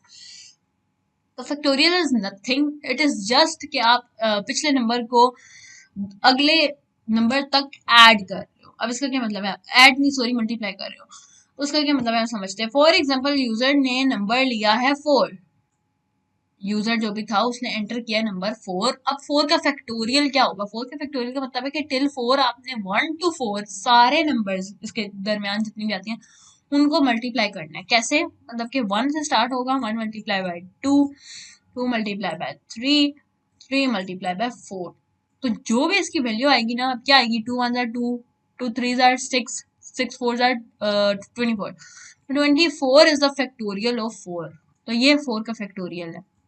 दिस इज हाउ कि आप फैक्टोरियल निकालते होते हो। सिमिलरली अगर यहाँ 4 की जगह कोई और नंबर है 6 है, तो क्या होगा टिल 6, यानी 4 के आगे मल्टीप्लाई बाय 5 मल्टीप्लाई बाय 6, और फिर जो वैल्यू आएगी वो आपका फैक्टोरियल होगा 6 का। इस तरह से आपने क्या करना होता है, आपने फैक्टोरियल्स को फाइंड करना होता है। ये फैक्टोरियल्स होते हैं कि यानी जो भी नंबर है उस तक बाकी सारे नंबर्स को मल्टीप्लाई करते रहना। प्रोग्राम पे चलते हैं, सेम वही hashtag include conio and studio है सारा लिख के वॉइड में लिख के बॉडी आ जाएगी। अब बॉडी में आपने सारा कुछ लिखना होता है, और हमारे 2 वेरिएबल्स हमने यहाँ पे बनाए थे कि 2 वेरिएबल्स क्या है, एक नंबर। अब वेरिएबल्स में कितने होंगे, 3 होंगे, क्यों होंगे, late me show you. Number 1 variable एक नंबर का आ जाएगा, 2 वेरिएबल जो आएगा वो एक लूप का आ जाएगा, लूप वेरिएबल जो भी हम जे आई के जो भी आप ले लो, जो भी आप ले लो उसकी भी मर्जी होती है, ठीक है। तीसरा जो वेरिएबल बनाएगा वो फैक्टोरियल का बनेगा, जैसे हम सम लेते थे तो सम में हम एक वेरिएबल लेते थे और इक्वल टू 0 रखते थे उसको, सिमिलरली यहाँ हम फैक्टोरियल लेंगे, और फैक्टोरियल के लिए हम जो भी फॉर एग्जांपल एफ ले लेते हैं तो इसको इक्वल टू 1 रखते होते हैं हमेशा, हमेशा, क्योंकि फैक्टोरियल हमेशा 1 से स्टार्ट होता है ना, जो भी नंबर हो, फॉर एग्जाम्पल 3 नंबर है तो 1 से ये स्टार्ट होगा, 1 2 फिर 3 आएगा, मल्टीप्लाई होगा, तो जो भी आंसर आएगा वो उसका फैक्टोरियल होगा। तो इसलिए फैक्टोरियल हमेशा 1 से स्टार्ट होता है, इसलिए हम फैक्टोरियल की वैल्यू को इक्वल रखेंगे 1 के। तो वेरिएबल्स कितने हुए इस प्रोग्राम में, 3 वेरिएबल्स होंगे इस प्रोग्राम में। यहाँ तक क्लियर हो गया, आगे चलते हैं, ठीक है। आगे क्या आ जाते हैं, आया था integer n j fact, fact ले लिया उसने फैक्टोरियल के लिए, आप एफ ले लो, जो भी ले लो आपकी मर्जी है। फिर आपने ले लिया प्रिंट एफ कमांड लगाई, एंटर नंबर, यूजर कोई भी नंबर एंटर करेगा। ये आपको आना चाहिए कि हमने कोटेशंस के अंदर हमेशा लिखना होता है, ये मैं एक्सप्लेन नहीं करी लेकिन आपको पता है, और सेमीकोलन भी हम डालते होते हैं। स्कैन एफ डाल दिया, यानी एन की जो भी वैल्यू है वो इसमें स्टोर हो जाए। ओके, आगे उसने ले लिया फैक्टोरियल इक्वल टू 1। अब यहाँ पे कर दो या यहाँ पे डायरेक्ट कर दो, कोई मसला नहीं है, मर्जी होती है बंदे की अपनी, ठीक है। आगे चलते हैं, आगे फोर लूप लगा। फोर लूप के लिए उसने जे यूज किया था, जे इक्वल टू सबसे पहले उसने 1 किया और उसने लिखा कि J is less than N equal to N. N क्या है? एन वो नंबर है, यानी फॉर एग्जांपल यूजर ने यहाँ पे 5 नंबर लिया है, तो यहाँ पे एन की वैल्यू 5 है, यानी कि वो कहता है जे को तब तक एग्जीक्यूट करो, जे की वैल्यू तब तक, मतलब कि ये जो वैल्यू है जो भी हम नीचे देंगे स्टेटमेंट, ये स्टेटमेंट तब तक एग्जीक्यूट होती है जब तक कि जे की वैल्यू इक्वल या फिर लेस है 5 के, या कोई भी नंबर यूजर जो एंटर करेगा उस नंबर के। आगे हमने जे में इंक्रीमेंट करवा देना 1 का, 1 का हमने, ठीक है। आगे वो देखेगा अब जे की वैल्यू क्या है, सबसे पहले जे की वैल्यू है 1, और अब वो चेक करेगा जे की वैल्यू 1 है, यानी जे की वैल्यू क्या गिवन नंबर से, यूजर ने 5 एंटर किया, फॉर एग्जांपल मैं आपको बोल रही हूँ, एग्जांपल ले लें, 5 एंटर किया, वो चेक करेगा 5 से लेस है या इक्वल है, इक्वल तो नहीं है लेकिन लेस तो है, तो क्या होगा, तो क्या होगा, ये प्रोग्राम आगे रन हो जाएगा, क्योंकि ये स्टेटमेंट ट्रू हो गई, टेस्ट कंडीशन ट्रू हो गई, तो ये रन हो जाएगा। अब वो क्या कह रहे हैं कि फैक्ट के अंदर, यानी फैक्ट जो भी हमारा वेरिएबल है उसके अंदर आप स्टोर करवा दो, फैक्ट की वैल्यू क्या है 1, 1 मल्टीप्लाई बाय जे की वैल्यू क्या है 1, 1 मल्टीप्लाई 1 फैक्टोरियल कितना हो गया 1, यानी अब फैक्टोरियल की वैल्यू हो गई है 1 अगेन, यानी पहले भी 1 थी अब भी 1 हो गई, ठीक है। 1 मल्टीप्लाई बाय 1 तो हो गया। अब अगेन ऊपर जाएंगे, इंक्रीमेंट करवाया, अब जे की वैल्यू क्या हो जाएगी, जे की वैल्यू कितनी थी 1 थी, 1 में 1 का इंक्रीमेंट हुआ, जे की वैल्यू हो गई 2।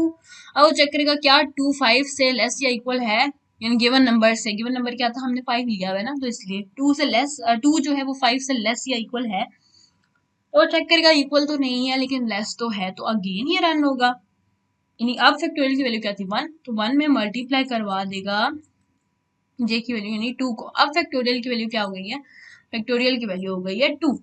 अब वो अगेन ऊपर जाएगा, जे में इंक्रीमेंट करवाए तो हो गया 3, ठीक है। सॉरी। अब जे की वैल्यू क्या हो गई है, अब फिर से 3 हो गई है, तो अब क्या होगा 3 को चेक करेगा अगेन वो इस कंडीशन के थ्रू कि 5 से वो लेस है या इक्वल है, इक्वल तो नहीं है लेकिन लेस तो है, फिर वो क्या करेगा फैक्टोरियल में अगेन, फैक्टोरियल की वैल्यू क्या थी 1, नहीं फैक्टोरियल की वैल्यू नहीं चेंज हो रही, ठीक है, नो सॉरी, फैक्टोरियल की वैल्यू कितनी हो गई थी 2 हो गई थी, तो अब फैक्टोरियल की वैल्यू 2 हो गई थी, तो 2 में मल्टीप्लाई करवा देगा वो जे की वैल्यू यानी 3 को, तो 3 सर कितना होता है, तो 3 सर कितना होता है 6 होता है, तो अब फैक्टोरियल की वैल्यू कितनी हो गई है 6 हो गई है। अब फिर वो जाएगा ऊपर, तो अब हो जाएगा 4, ठीक है, अब जे की वैल्यू हो जाएगी 4, अब 4 जो है वो लेस या इक्वल है 5 से, तो यस वो इक्वल तो नहीं है लेकिन लेस तो है, फिर फैक्टोरियल में जाएगा, फैक्टोरियल की वैल्यू क्या थी 6, 6 में मल्टीप्लाई करवा देगा जे की वैल्यू, जे की वैल्यू क्या थी 4, 6 4 जा कितना हो जाएगा 24, अब फैक्टोरियल की वैल्यू होगी 24। अब फिर से वो ऊपर जाएगा इंक्रीमेंट के लिए, जब वो फिर से इंक्रीमेंट करवाएगा तो अब जे की वैल्यू पहले 4 थी, 1 के इंक्रीमेंट से वो हो गई 5। अब वो चेक करेगा क्या ये 5 इक्वल है या लेस है, तो लेस नहीं है लेकिन इक्वल तो है, तो फिर से ये रन होगा, और और अब क्या होगा फैक्टोरियल जो है अब क्या होगा कि 5 हो गई है ना, मतलब कि इक्वल हो गई है, तो फैक्टोरियल में यानी फैक्टोरियल 24 था, इसमें मल्टीप्लाई हो जाएगी वैल्यू 5, इन 24 5 जार करेंगे तो क्या आएगा 24 को 5 के साथ हम मल्टीप्लाई कर लेते हैं, 24 5 जार क्या होता है 5 4 जार 20, 5 2 जार 10 11 12 120, तो 120 इज योर आंसर, लेकिन हम अगेन करेंगे, ठीक है। 120 आ गया, अब फैक्टोरियल की वैल्यू कितनी होगी है, फैक्टोरियल 120 आ गया 5 का, लेकिन हम दोबारा चेक करेंगे जब ये ऊपर जाएगा तो ये हो जाएगा 6, ठीक है, जे की वैल्यू हो जाएगी 6। अब ये जो है यानी 6 जो है वो 5 से लेस या इक्वल है नो, तो भाई यहाँ पे टर्मिनेट हो जाएगा 120, फैक्टोरियल का आंसर आ जाएगा। और यहाँ पे जो लूप है, लूप पॉज हो जाएगा और लूप बाहर आ जाएगा, इस कमांड पे आ जाएगा, प्रिंट एफ कमांड पे। प्रिंट एफ कमांड कहती है the factorial of this is this, यानी यहाँ पे जो फैक्टोरियल है इसका, इसका क्या मतलब एन का, पहले एन है मतलब पहले परसेंट साइन नहीं किसके लिए यूज होता है फर्स्ट के लिए, सेकंड वाला किसके लिए यूज होता है सेकंड के लिए, तो फर्स्ट एन है, एन कितना था 5, यानी फैक्टोरियल ऑफ 5 इज, यानी पूरा द फैक्टोरियल ऑफ 5 इज कितना है 120, तो ये लिखा हुआ आ जाएगा, नीचे चलते हैं, ये देखिए इंटरनल नंबर तो हो गया, उसके बाद factorial of 5 is 120। I hope so आपको ये चीज क्लियर हो गई होगी। ठीक है, कितना इजी था ना, मतलब पिछले को बस आपने आगे के साथ मैच करके चलना होता है, यानी ये वाली आपको कमांड देनी आनी चाहिए। फैक्ट के अंदर ही फैक्टोरियल को मल्टीप्लाई करवाना है जे के साथ, करवाते रहना है जब तक कि वो उस नंबर के, गिवन नंबर के इक्वल नहीं हो जाता। क्लियर है, आगे चलें। Okay, let's move towards forward. अब आगे देखें, अब आगे कितना इजी क्वेश्चन है, देखते हैं। अब आगे आ जाता है, the program prints the given sequence of number on a single line. यानी अब जो सीक्वेंस आपको गिवन है वो एक सिंगल लाइन पे ये प्रिंट करे, यानी न्यू लाइन पे ना आए, जिस तरह लिखा है इसी तरह, यानी 1 में 4 फिर 7।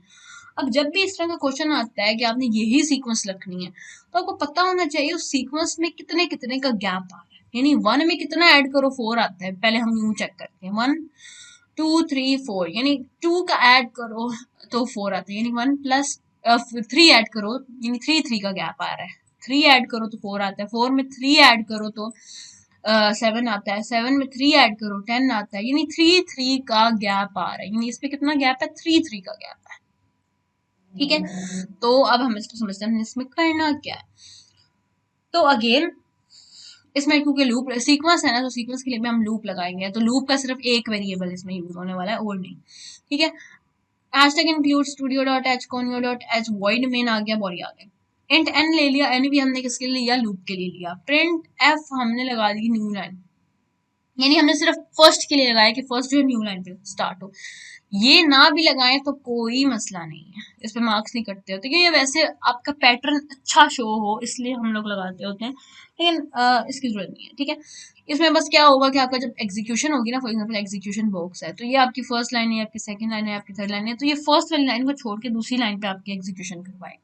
इसमें बस ये होगा, और कुछ भी इसमें कोई खास बात नहीं है। ठीक है, तो उसमें कंफ्यूज नहीं होना, ना भी लिखें तो मार्क्स नहीं कटेंगे और ना ही प्रोग्राम में कोई प्रॉब्लम होगी। आगे चलते हैं, आगे जो है हमारा फोर लूप लग गया। अब फोर लूप में क्या है, n इक्वल टू 1, 1 से स्टार्ट ले रहे हैं, 1 से हमने किधर तक जाना है, 40 तक जाना है, और गैप कितने का है, 3 का। तो सिंपल हम क्या करेंगे, n जो है वो 1 ले लेंगे, 1 से जाना है टिल कहाँ तक, less than and equal to 40 तक जाना है, और n में इंक्रीमेंट कितने का करवाना है, 3 का, यानी n में 3 का इंक्रीमेंट होता जाए। बहुत ही इजी प्रोग्राम है, यानी n के अंदर ही स्टोर करवा दो n+3। आगे उसने क्या प्रिंट ऑफ कमांड दे दी कि बस n की जो भी वैल्यू है वो यहाँ पे आती जाए। ठीक है, n की जो भी वैल्यू यहाँ पे आती है, और यहाँ पे उसने हल्की सी स्पेस डाल दी है, यानी जो भी वैल्यू है उसके पास थोड़ी सी स्पेस आ जाएगी। यहाँ पे फॉर एग्जाम्पल n की वैल्यू 1 है तो 1 प्रिंट हो जाए और यहाँ पे थोड़ी स्पेस आ जाए, फिर वो ऊपर जाएगा, n की वैल्यू 1 थी, 1 में 3 ऐड करेगा, कितनी हो गई, 4 हो गई। 4 इज लेस देन या इक्वल टू 40, इक्वल तो नहीं है लेकिन लेस है 40 के, तो 4 जो है वो यहाँ पे प्रिंट हो जाएगा, यानी स्पेस के बाद, स्पेस कहाँ से आ रही है, इसकी वजह से आ रही है। स्पेस नहीं दोगे तो इस तरह आएगा, मतलब 714, फिर आगे जो भी नंबर होगा तो इस तरह से आएगा। तो इस तरह से हमने नहीं लिया ना, स्पेस के साथ लाने, जैसे कि ऊपर दिया हुआ है, तो इसलिए इस तरह से होगा। अब 4 आ गया, फिर क्या होगा, 4 के बाद जब n की वैल्यू कितनी हो गई है, n की वैल्यू हो गई है 4, अब 4 में इंक्रीमेंट करवाएगा 3 का, 4 में 3 ऐड करो कितना होता है, 7 होता है। अब n की वैल्यू 7 हो जाएगी, 7 लेस देन है 40 के, यस है, फिर प्रिंटफ में आएगा और 7 को यहाँ पे प्रिंट करवा देगा। सिमिलरली इस तरह चलती जाती है सारी सीक्वेंस जो है, 1 4 7 10, 1 4 7, फिर आगे 10, फिर आगे क्या है 13 16, तो ये सारा टिल टू द 40 ये प्रिंट हो जाएगा और आपके पास ये आंसर इस तरह से आ जाएगा। क्लियर है ना, इजी था ना, आगे चलें।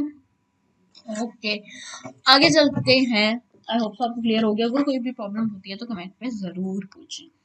आगे आ जाता है क्वेश्चन नंबर हमारा 6, प्रोग्राम नंबर 6। अब प्रोग्राम नंबर 6 में क्या करना है, prints the given sequence of numbers on a single line in reverse order. अब जो भी आपको ये सीक्वेंस दी हुई है इसको रिवर्स ऑर्डर में, यानी जो ऑर्डर दिया हुआ है इस तरह से हमने इसको जो है गिवन सीक्वेंस को प्रिंट करवाना है, ऐसे ही है ना। मतलब कि ये जो सीक्वेंस दी हुई है इसी को प्रिंट करवाना है, मतलब ये है, तो मतलब ये नहीं है कि ये सीक्वेंस दी हुई है इसको रिवर्स करके प्रिंट करें, नो, इसका मतलब जो सीक्वेंस दी हुई है सेम एज इट इज इसको इस तरह से प्रिंट करवाना है। रिवर्स इसलिए क्योंकि रिवर्स है ना, 3 का टेबल है बेसिकली ये, लेकिन रिवर्स में लिखा हुआ है 30 27 24 21 इस तरह से। अब रिवर्स में करना है तो बहुत ही ईजी है, अगर आप खुद सोचो एक बार, खुद सोचो एक बार तो आपको समझ आ जाएगी। अब सिंपली क्या है, रिवर्स में प्रिंट हमें लूप यूज करना है, करना ही करना है लूप। ठीक है, अब लूप जब हम यूज करेंगे ना, जब हम यहाँ पे लिखेंगे ना, वेट मैं टेक्स्ट ले लेती हूँ ताकि आपको समझ आ जाए, यहाँ पे लिखती हूँ ठीक है। अब जब लूप लोगे ना आप, फॉर एग्जाम्पल मैंने लिखा यहाँ पे 4, मैंने यहाँ पे लिखा, अब मैंने इनिशियलाइज करना है। ओके, यहाँ पे लिखते हैं। अच्छा, अब सबसे पहले आपने लिया 4, ठीक है, 4 के अंदर आपने ब्रैकेट डाली। अब ब्रैकेट के अंदर जब इनिशियलाइज करना है तो आपकी इनिशियलाइजेशन, फॉर एग्जाम्पल मैंने अपना नंबर ले लिया n, n में मैं इक्वल कर दूंगी, n को मैं इक्वल कर दूंगी। ओके, अब मैंने लिखा यहाँ पे 4, ठीक है, 4 लिखा, मैंने ब्रैकेट लगाई और मैंने ब्रैकेट के अंदर जो n की वैल्यू लेनी है ना, इक्वल करनी है, वो मैं कहाँ से स्टार्ट करूंगी, 30 से, क्योंकि पहला नंबर जो है वो मेरा 30 है, इसलिए मैं यहाँ पे लूंगी 30। फिर मैं क्या लगाऊंगी, सेमी कोलन, जैसे लगाते ही लगाते हैं, ठीक है, एज इट इज मैंने लगाया। उसके बाद मैं क्या लिखूंगी, क्योंकि मैंने कोई ना कोई कंडीशन देनी है। अब कंडीशन क्या है, टिल कहाँ तक जा रहा है, -9 तक जा रहा है, तो मैं -9 तक की कंडीशन दूंगी, लेकिन किस चीज की देनी है, कि n इज, मैं दूंगी n, यानी जो नंबर है n वो लेस देन दूंगी। अच्छा, यहाँ पे लेस देन दूंगी या ग्रेटर देन दूंगी, ग्रेटर दूंगी। क्यों, क्योंकि पहले ग्रेटर साइन आ रहा है ना, 30, 27, 24, यानी जब तक -9 आता है, वो मैं दे के बताती हूँ सब, इक्वल टू आ जाए कहाँ तक, -9 तक, यानी जब तक -9 से बड़ा है ना n, यानी अब 30 बड़ा है ना, 30, अब जब तक n की वैल्यू -9 से बड़ी है तब तक ये एग्जीक्यूट होता रहे। आगे सेमी कॉलन आ जाएगा, और हम इस बार हम क्या लिखेंगे, n में कितना हमने माइनस करवाना है, n is equal to n -3, यानी -3 हो रहा है ना, तो ये स्टेटमेंट यहाँ पे आएगी इस बारी, ठीक है, यानी 4 सबसे पहले इनिशियलाइज हमने क्या कराया, n is equal to 30, semicolon लगाया, n की वैल्यू जब तक ग्रेटर है इक्वल टू -9 के, तब तक ये प्रोग्राम रन होता रहे, semicolon n is equal to n -3, यानी n में से जो भी 30 है, 30 में से -3 करो तो 27 आएगा, फिर 27 आए तो उसमें से माइनस करो तो अगला नंबर आए, तो ये इस तरह से प्रिंट होता जाएगा, ठीक है। अब हम समझते हैं, ये मेन चीज थी, ठीक है। अब हम समझते हैं जाके अपने प्रोग्राम को, उसको हम उठाते हैं, ठीक है, ओके, ऑलराइट। अब हम समझते हैं अपने प्रोग्राम को, ठीक है। ये वाला सारा जो है हमारी सीक्वेंस प्रिंट होनी चाहिए। अब हमारा क्या आ जाएगा, void main as it is सब कुछ आ गया, इंट n आ गया, इंट n क्यों लिया, लूप के लिए लिया। फिर अगेन उसने प्रिंट एफ, ये लाइन डाली है, डालो ना डालो कोई प्रॉब्लम नहीं है, ठीक है, इसको क्रॉस कर दो। आगे फॉर एग्जाम्पल अगेन उसने वही लगाया जो मैंने आपको कमांड दी थी, ठीक है, n is equal to 30, n is greater than equal to -9, ठीक है, समझ आई है ना क्यों लगाया हमने। तो बस ये इसी तरह से होता है कि जो आपको पहले वैल्यू दी हुई है, आपने पहली वैल्यू वो रखनी है। पहले हर चीज 1 से स्टार्ट हो रही थी, तो n इक्वल टू 1 कर रहे थे हम, और उसमें इंक्रीमेंट हो रहा था, इसलिए हम यहाँ प्लस प्लस लगा रहे थे। यहाँ पे तो डिक्रीमेंट हो रहा है, 30 पे 27, यानी माइनस हो रही है कोई चीज। कितनी चीज माइनस हो रही है, -3 की चीज माइनस हो रही है, 3 माइनस हो रहा है, इसलिए हमने n-3 लिखा। प्रिंटफ में हमने क्या लिखना है, परसेंट साइन डी, यानी कि परसेंट साइन डी लिखा, कोट्स में लिखा, एंड आगे कोमा ये डाल दिया। तो अब इससे क्या होगा, इससे सिंपल आपकी जो भी n की वैल्यू होगी वो उसमें आती जाएगी। अब n की वैल्यू क्या है, 30 है, तो यहाँ पे प्रिंटफ क्या हो जाएगा, 30। फिर वो ऊपर जाएगा, चेक करेगा क्या n यहाँ पे जाएगा, यहाँ पे पहले वो क्या करेगा, -3 करेगा, 30 में से -3 क्या, 27, n की वैल्यू 27, क्या 27 ग्रेटर है -9 से, यस इट इज ग्रेटर, या इक्वल है, इक्वल तो नहीं है लेकिन ग्रेटर है। तो फिर दोबारा से प्रिंट हो जाएगा 27, स्पेस के साथ, स्पेस दी हुई है ना यहाँ पे, इसलिए स्पेस के साथ आएगा। आगे दोबारा से वो जाएगा ऊपर, यहाँ पे जाएगा, 27 -3 करेगा, कितना आता है, 24, 24 बन जाएगा, 27 हट जाएगा, 24 क्या ग्रेटर है, यस ग्रेटर है, तो 24 पे प्रिंट हो जाएगा। सब करते करते करते करते -9 तक ये सारी स्टेटमेंट्स चलेंगी। इतना इजी प्रोग्राम है, बिल्कुल पहले की तरह ही है। और ये देखिए हमारा इस तरह से सीक्वेंस प्रिंट होगी। ओके, अब आगे देखें, ये वाला थोड़ा सा ट्रिकी क्वेश्चन है, ये पेपर में बहुत ही रेयर आता है, क्योंकि ये बहुत ही जो है आपका जो है ना, थोड़ा सा ये ट्रिकी क्वेश्चन है, तो ये पेपर में इतना नहीं आता, ना ये इतना यूज होता है, लेकिन फिर भी हमें करना है, चीज़ों को करना है, तो इसलिए हमें करनी पड़ेगी, ठीक है। लास्ट प्रोग्राम है हमारे आज के लेक्चर का, फॉर लूप का, तो हम इसको समझते हैं। Now program number 7, the program which will find the greatest common divisor, GCD जिसको हम बोलते हैं, ऑफ टू नंबर्स, कोई भी दो नंबर उनका ग्रेटेस्ट कॉमन डिवाइजर निकालेगा। ग्रेटेस्ट कॉमन डिवाइजर क्या होता है, मैं आपको बता दूं होता क्या है।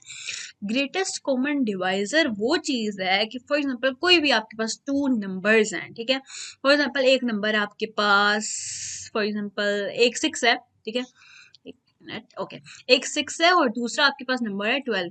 अब हमें बताना होता है कि दोनों जो हैं वो एक टेबल पे जाते हो, ठीक है, दोनों एक ही टेबल पे जाते हो, लेकिन हमने ग्रेटेस्ट बताना है, उनमें से ग्रेटर नंबर कौन सा होगा जिसके ये दोनों मल्टीपल है।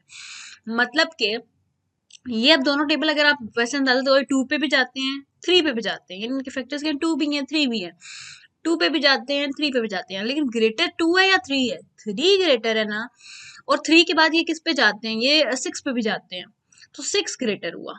यानी इसके डिवाइजर तो बहुत सारे हैं, लेकिन ग्रेटेस्ट कॉमन डिवाइजर कौन सा है? 6।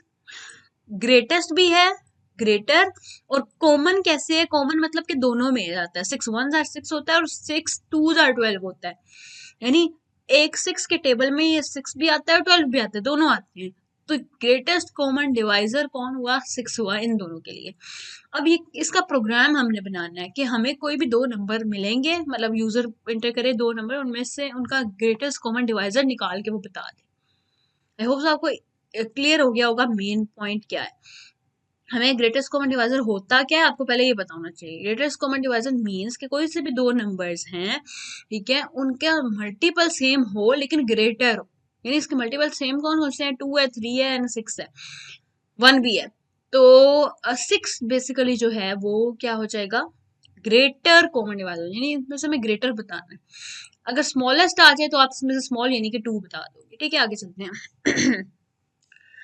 Include studio dot H, conio dot H, void main as it is आ जाएगा और मेन बॉडी स्टार्ट हो जाएगी। सबसे पहले अब इसमें आपके वेरिएबल्स कितने सारे होंगे आपने ये रट लेना है। ठीक है, थोड़ा सा रटना पड़ता होता है कुछ चीजों को, लेकिन वो ये कि अगर आपके कॉन्सेप्ट क्लियर हो जाए आपको याद रह जाती होती हैं। ए बी ले लिए वेरिएबल जिसके अंदर हमारे जो है नंबर स्टोर होने हैं। स्मॉल ले लिया एक वेरिएबल जो हम आगे मैं आपको बताती हूँ ना, फिर आपको समझ आ जाएगी। एक रिमाइंडर 1 लेना है, एक रिमाइंडर 2 लेना है। ठीक है, एक आपने जे ले लिया जो लूप के लिए यूज होगा, और एंड पे हमारा जो जीसीडी है वो है ग्रेटेस्ट कॉमन डिवाइजर। तो ग्रेटेस्ट कॉमन डिवाइजर की जो वैल्यू होगी वो हमने पुट करके लिख देनी। अब हम इसको स्टार्ट कैसे करेंगे? ठीक है, इसके वेरिएबल कितने हो गए? 1 2 3 4 5 6 7 7 वेरिएबल्स हो गए हैं। ठीक है, किस किस तरह यूज करेंगे वो आपको अभी इन दो की आपको समझ आ गई है। ये दो तो है कि हमने इनपुट लेनी है, ठीक है, इनको छोड़ दें। फिर जे जो है ये है लूप जो चलेगा, लूप चलेगा उसके लिए। JCD है क्योंकि हमें ग्रेटेस्ट कॉमन डिवाइजर निकालना है वो। अब स्मॉल रिमाइंडर 1 रिमाइंडर 2, ये रिमाइंडर 1 है रिमाइंडर 2 है। अब ये किस लिए यूज होते हैं हम उनको देखते हैं।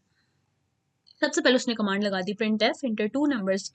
यूजर कोई से भी दो नंबर एंटर करेगा वो स्कैन एफ के थ्रू ए और बी में स्टोर हो जाएंगे। इस तरह से ये कमांड आपको पता है ना, परसेंट साइन ए लगाते हैं, परसेंट साइन डी लगाते हैं, और जो फर्स्ट वाला डी है वो फर्स्ट के लिए, सेकंड वाला डी सेकंड के लिए। तो इस तरह से हम इसको करते हैं। आगे अब क्या लगाएंगे? हम लगाएंगे इफ स्टेटमेंट। ये आपने याद रखना है। सबसे पहले हम लगाएंगे इफ, मतलब के मतलब कि हम पहले चेक करेंगे इफ एल्स लगा के कि इसमें से छोटा कौन सा है और बड़ा कौन सा है। ठीक है, अब सबसे पहले हम देखते हैं ए बड़ा है या बी बड़ा है। इस तरह कैसे हम लगाएंगे? इफ आगे कंडीशन दे देंगे ए इज लेस देन बी। अगर ए लेस देन है बी के तो क्या कर दो? स्मॉल इक्वल टू ए, क्योंकि ए छोटा है ना तो वो लिख रहा है कि स्मॉल इक्वल टू ए। अगर ऐसा नहीं है एल्स क्या कर दो? Small equal to b. ठीक है, तो यहाँ पे हम नंबर्स वही ले लेते हैं जो उसने आगे दिए हुए हैं। आगे उसने दिए हुए हैं 30 एंड 50, हम इन्हीं को लेके चलते हैं। ए की वैल्यू लेट्स सपोज हम कर लेते हैं सॉरी, ए की वैल्यू हम कर लेते हैं कितनी? 30, एंड बी की वैल्यू हम कर लेते हैं ओके। ए की वैल्यू 30 होगी, बी की वैल्यू होगी 50। ठीक है, अब आगे देखते हैं। अब इनमें से छोटा कौन सा? ए छोटा है, ठीक है, तो ये वाला एग्जीक्यूट होगा पार्ट, लेकिन एग्जीक्यूशन हम बाद में करते हैं, पहले हम प्रोग्राम को समझेंगे। कि सबसे पहले हमने इफ स्टेटमेंट लगाई, आगे हमने कंडीशन लगाई ए इज लेस देन बी। अगर ए लेस देन बी है तो क्या कर दो? स्मॉल, स्मॉल वेरिएबल था उसको इक्वल कर दो ए वेरिएबल के, यानी इसको और इसको इक्वल कर दो। एल्स अगर ये कंडीशन फॉल्स हो जाती है तो एल्स में जाओ और स्मॉल को इक्वल कर दो बी के। ऐसा ही होगा ना। आगे चलते हैं, आगे फोर लूप लग जाएगा। अब फोर लूप क्या करता है? यहाँ पे जे हमने ले लिया वाला जो जे था, जे को इक्वल कर दिया 1 के, कि 1 से ही स्टार्ट होगा, and j is less than and equal to small, कि यानी जे जो होगा वो लेस होना चाहिए, छोटा होना चाहिए, या इक्वल होना चाहिए स्मॉल के। स्मॉल क्या है? ए या बी। ठीक है, ए या बी। अब इसमें स्मॉल क्या है? ए स्मॉल है ना, तो वो देखेगा कि 30 तक जे की वैल्यू को वो 30 तक एग्जीक्यूट करवाएगा, यानी जब तक जे लेस देन या इक्वल टू 30 है तब तक ये चलता रहेगा। जैसे ही वो 30 से बड़ा होता जाएगा तो ये यहाँ पे फॉल्स हो जाएगी स्टेटमेंट। ठीक है, तो हमें इस तरह से चलाना है इसको। आगे उसने बॉडी में क्या दे दिया, remainder number 1 equal to A modulus J, ये जो है ना परसेंटेज साइन डी है, परसेंटेज साइन है, परसेंटेज साइन यानी मॉड्यूलस, यानी कि इसको हम किस तरह से करते हैं मैं आपको अभी समझाती हूँ, आपको समझ आ जाएगा। सबसे पहले हमने रिमाइंडर 1 लगाया, इक्वल टू हमने किया, ये रिमाइंडर 1 का ताल्लुक जो है वो ए से होगा, रिमाइंडर 2 का ताल्लुक जो है वो बी से बना हुआ है, इसलिए रिमाइंडर 1 जहाँ पे लिखोगे तो उसको इक्वल कर दोगे ए मॉड्यूलस जे के, रिमाइंडर 2 के लिए बी मॉड्यूलस, मॉड्यूलस मतलब परसेंटेज साइन और आगे जे ठीक है। और आगे हम चेक करेंगे अगर रिमाइंडर 1 की वैल्यू इक्वल टू 0 है और दूसरी तरफ मतलब एंड लगाना है, एंड क्यों लगाते हैं हमने पहले पढ़ा था, रिलेशन ऑपरेटर्स, ये लॉजिकल ऑपरेटर्स जो होते हैं क्यों लगते हैं, अगर ये दोनों स्टेटमेंट ट्रू होंगी तब एग्जीक्यूशन होगी, अगर ये दोनों में से कोई एक भी गलत एग्जीक्यूट नहीं होगी, यही हमने पढ़ा था ना, हमारा जो एंड गेट था, हमने पढ़ा था ना लॉजिक गेट एंड गेट, तो हमने कहा था कि अगर हमारे पास एक ए टर्म है एक बी टर्म है तो उसकी आउटपुट क्या आएगी, अगर ए भी 1 है बी भी 1 है तब ही हमारा जो सी होगा 1 होगा, यानी तभी एग्जीक्यूशन होगी। अगर 1 जो है वो ठीक है वो चल रहा है, बी नहीं चल रहा, बी 0 है, तो फिर एग्जीक्यूशन में आउटपुट 0 आएगी। अगर इनपुट ए की 0 है, बी की इनपुट 1 है, सी की इनपुट 0 आएगी, अगर दोनों 0 है तब भी 0 आ गया, यानी सिर्फ ट्रू कब होगी जब दोनों ट्रू है, स्टेटमेंट सिर्फ ट्रू कब होगी जब दोनों ट्रू होगी तब ट्रू होगी, अगर एक भी फॉल्स है तो ये स्टेटमेंट फॉल्स हो जाएगी। इसलिए जब हम एंड लगाते हैं तो इसका भी ट्रू होना जरूरी है और इसका भी ट्रू होना जरूरी है। क्लियर हुई है ये बात? आई होप सो क्लियर हो गई होगी। हम आगे चलते हैं, ये इसलिए हमने एंड गेट, जो एंड गेट के लिए हम क्या, एंड लॉजिक एंड के लिए हम क्या यूज करते थे, पर्सन साइन, ये वाले पर्सन साइन यूज करते थे तो वही यहाँ पे यूज हुए हैं, ठीक है। अब वो कह रहा है अगर ये दोनों इक्वल टू 0 हो जाते हैं तब ही हमारा जो है greatest common divisor equal to J की वैल्यू आ जाए, और उसके बाद जब ये सारा एक बार हो जाए, चल जाए लूप सारा, जब तक स्मॉल नहीं हो, स्मॉल के इक्वल होता है तब तक चलता रहे, जैसे ही वायर होगा तो फिर वो प्रिंटफ पे चला जाएगा और हमारे पास ग्रेटेस्ट कॉमन डिवाइजर जो है वो आउटपुट होके आ जाएगा स्क्रीन पे ओके। अब मेन जो चीज रह जाती है समझने वाली कि कैसे है और ये किस तरह से हमने करना है।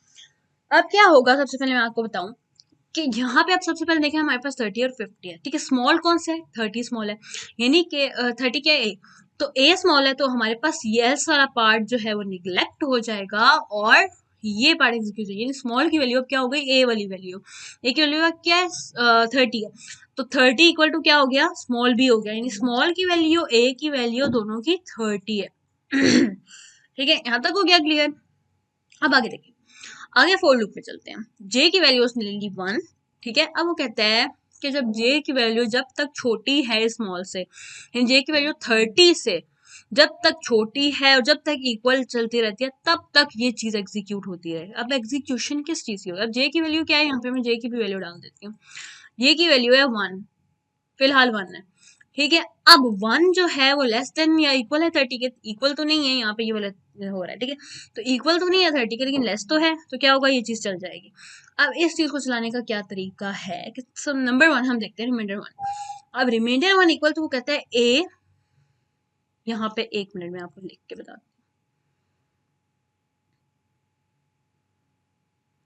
ओके।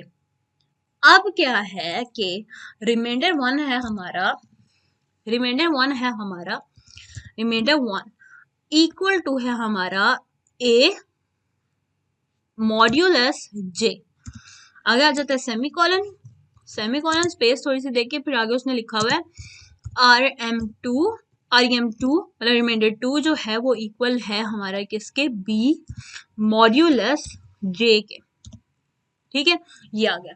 अब इसका मतलब क्या, मैं आपको नीचे लिख देती हूँ कि REM1 जो है वो इक्वल है, ए की वैल्यू कितनी है 30, यानी 30 का मॉड्यूलस अगर आए हमारे साथ जो है जे के साथ, जे के साथ क्या है, जे 1 है, 1 हो गया, सेमी कॉलन आगे रिमाइंडर 2 जो है वो इक्वल है, बी की वैल्यू कितनी है 50, तो 50 मॉड्यूलस जे की वैल्यू क्या 1। अब वो चेक कर रहे कि रिमाइंडर जो है 30 डिवाइड मतलब 30 मॉड्यूलस निकालो 1 का जो भी आंसर आता है वो, और रिमाइंडर 2 जो है, रिमाइंडर 2 जो है 50 को अगर हम मॉड्यूलस निकाले 1 के साथ, क्या दोनों के आंसर इक्वल टू 0 आते हैं, अगर दोनों के आंसर इक्वल टू 0 है ना, REM1 1 का भी इक्वल टू 0 और REM2 का भी इक्वल टू 0 अगर आता है तो फिर ग्रेटेस्ट कॉमन डिवाइडर को जो है वहां पे पुट करवा दो, मतलब वहां पे उसकी वैल्यू असाइन कर दो, ग्रेटेस्ट कॉमन डिवाइडर को j की वैल्यू असाइन कर दो। अब इसका मतलब क्या, मैं आपको बताती हूँ। अब इस स्टेटमेंट का मतलब ये है कि अब 30 और 1 की बात करें। अब नॉर्मल अगर हम डिवाइड की बात करें कि 30 डिवाइड बाय 1, तो आप उसको कैसे डिवाइड करते हो? कैलकुलेटर पे नहीं, नॉर्मल। नॉर्मल हम कैसे डिवाइड करते हैं कि फर्स्ट वाली वैल्यू को हम अंदर रखते हैं इस तरह से, और जो सेकंड वाली वैल्यू होती है उसको हम बाहर रखते हैं। अब 1 कितने साथ 30 होता है? 1 30 साथ 30 होता है ऑब्वियसली। तो रिमाइंडर हमारे पास नीचे क्या आया? 0 आ गया। तो यानी कि अगर रिमाइंडर 0 आ रहा है तो इसका मतलब है कि ये इसके टेबल पे जाता है। चलिए वो तो हमें समझ आ गई कि टेबल पे जाता है। एक इस तरह से भी आप इसको इसी तरह से कर सकते हैं, ठीक है, कि आपने डिवाइड ही नॉर्मल करना है। क्या करना है? आपने डिवाइड करना है नॉर्मल और चेक करना है कि उसका रिमाइंडर 0 आता है। अगर तो रिमाइंडर उसका 0 आता है, दैट्स मीन के 1 का मल्टीपल है ये 30। अगर 0 नहीं आता इसका मतलब है कि 1 का मल्टीपल नहीं है 30, ठीक है। ये अब हमने 30 का चेक किया। अब हम चेक करते हैं हम 50 का। अब 50 मॉड्यूलस की जगह आप डिवाइड ले लो, ठीक है, कि 50 को डिवाइड अगर करें हम 1 पे, ठीक है, तो क्या करते हैं, फर्स्ट वाले को हम अंदर रखेंगे और दूसरे वाले को हम बाहर रखेंगे। तो 150 और 50 होता है, रिमाइंडर 0 आया? रिमाइंडर 0 आया? बिल्कुल आया। तो दोनों का रिमाइंडर 0 आया, रिमाइंडर दोनों का 0, तो JCD मैं यहाँ पे लिख देती हूँ। JCD के ग्रेटेस्ट कॉमन डिवाइडर, तो ग्रेटेस्ट कॉमन डिवाइडर की फर्स्ट वैल्यू J वाली क्या हो गई? J की वैल्यू क्या थी? 1 थी ना, अभी हम 1 को लेके चल रहे हैं ना, तो J इक्वल टू हो जाएगा 1, यानी 1 इसका फैक्टर है, इसका मल्टीपल है। फर्स्ट ये हो गया। अब नेक्स्ट चलते हैं, ठीक है। अब नेक्स्ट देखें। अब नेक्स्ट अगर देखें तो हम क्या करेंगे, अब ये तो एक बार हमारा लूप चला है, अब दूसरी बार लूप चलेगा कैसे? अब दूसरी बार लूप चलेगा, अब ये यहाँ पे लूप एंड हो गया, ये आई ये ब्रैकेट, तो यहाँ से ये उठ के गया यहाँ। अब J में इंक्रीमेंट होगा 1 का, J की वैल्यू क्या हो जाएगी? 2। यहाँ पे कर देंगे 2, J की वैल्यू हो गई है 2। अब वो चेक करेगा 2 is less than equal to small, क्या वो 30 से छोटा है? बिल्कुल वो 30 से छोटा है। तो क्या होगा, ये चीज दोबारा से चल जाएगी। अब दोबारा वो देखेगा, अब J की वैल्यू क्या है? अब यहाँ पे 2 हो जाएगी J की value. Late me show you. हाँ, यहाँ पे J की वैल्यू 2 हो जाएगी और यहाँ पे भी J की वैल्यू क्या हो गई? 2 हो गई। अब क्या होगा इस सीन में? ओके, अब इस सीन में क्या होगा,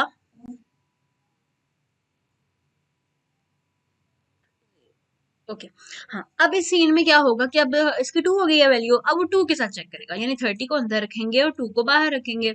अब चेक करेंगे 2 कितने साथ, 2 1 साथ 2 होता है, ठीक है, 2 1 साथ 2, इसको माइनस करें, 0 नीचे एज इट इज आ जाएगा ना। 3 में से 2 गया, 1 आता है, तो ये 10 आ गया, 10 आ गया। अब क्या आएगा, 2 5 जार 10, 2 5 जार 10 आ गया, रिमाइंडर 0। हमने इस चीज को देखना ही नहीं है, हमने मेन चीज हमारी रिमाइंडर, रिमाइंडर ये होता है जो लास्ट पे जो बचता है। 0 आया, आ गया, यानी कि ये चीज सही है, यानी फर्स्ट रिमाइंडर 0 आ गया, ये वाली स्टेटमेंट ट्रू हो गई है, ठीक है। अब हम देख रहे हैं रिमाइंडर 2 को। रिमाइंडर 2 के लिए हम क्या करेंगे, ये 1 है, सॉरी ये 1 है, ठीक है, ओके ओके। रिमाइंडर 2 के लिए क्या करेंगे, 50 को अंदर रखा, 1 को बाहर रखा। अब 1 नहीं, सॉरी 2 है, ये कंफ्यूज हो गई थी, सॉरी, ओके। ये है 2, ठीक है। अब 2 को बाहर रखेंगे, अब क्या करेंगे, 2 2 जार 4। अब क्या होगा, 0 एज इट इज नीचे आ जाएगा, माइनस हुआ, ये 10 आ गया, 2 5 जार 10 आ गया, दोनों का रिमाइंडर 0 आ गया। इट्स मीन कि ये भी ट्रू हो गया, ये भी ट्रू हो गया। अब एंड में जब दोनों ट्रू होती है तो कंडीशन ट्रू होती है, यानी कि G से D की वैल्यू, J की जो भी वैल्यू है, क्या थी, J की वैल्यू 2 थी, तो 2 भी इसका फैक्टर बन गया। क्लियर हुई बात? ठीक है, अब आगे चलें। ओके, आगे देख लेते हैं। अब आगे क्या होगा, आगे हम सिमिलरली इसी चीज को हम आगे लेके चलेंगे 3 के साथ। 3 के साथ कैसे करेंगे कि अब यहाँ पे ये एंड हुआ, यहाँ पे ये स्टेटमेंट एंड हुई, फिर से ये आ जाएगी यहाँ पे और J में एक और इंक्रीमेंट होगा, 2 थी तो अब 3 हो जाएगी। अब क्या हो जाएगी J की वैल्यू, अब J की वैल्यू हो जाएगी 3, ठीक है, अब J की वैल्यू 3 हो गई। अब जब 3 हो जाएगी वो चेक करेगा 3 less than equal to small है, स्मॉल क्या है 30, 30 से लेस है तो फिर क्या होगा, चल जाएगी स्टेटमेंट। अब क्या हो गया यहाँ पे जे की वैल्यू क्या हो गई है 3 हो गई है और यहाँ पे भी 3 हो गई है, ठीक हो गया। अब 3 के साथ चेक करते हैं पहले 30 को, पहले 30 अंदर रखेंगे फिर 3 बाहर रखेंगे, 3 10 30 आ गया, ठीक है ये तो हो गया, 0 आ गया, ये ट्रू हो गया। अब दूसरा चेक करेंगे 50 को अंदर रखेंगे 3 के साथ करेंगे, 3 1 3, 0 नीचे आ गया, 5 में से 3 गया 2, 20 आ गया। अब 3 के टेबल में 20 आता है, नहीं आता, उससे नीचे क्या आता है 18 आता है, 6 18 होता है, ठीक है। तो इसका कुछ और रिमाइंडर आ जाएगा, यानी 0 नहीं आएगा, इसका क्या आ जाएगा, एक मिनट देखते हैं।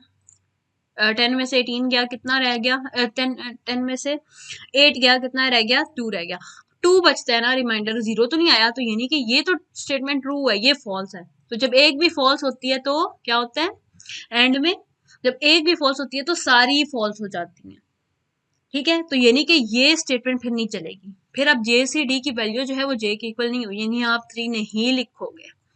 समझ आ रही है बात की, क्योंकि क्यों नहीं लिखोगे 3, क्योंकि रिमाइंडर 0 नहीं आया, और जब रिमाइंडर 0 नहीं आया, एक का तो 0 आया है, 30 का 0 आया, यानी ये स्टेटमेंट ट्रू हो गई कि रिमाइंडर 1 इक्वल टू 0 हो गया।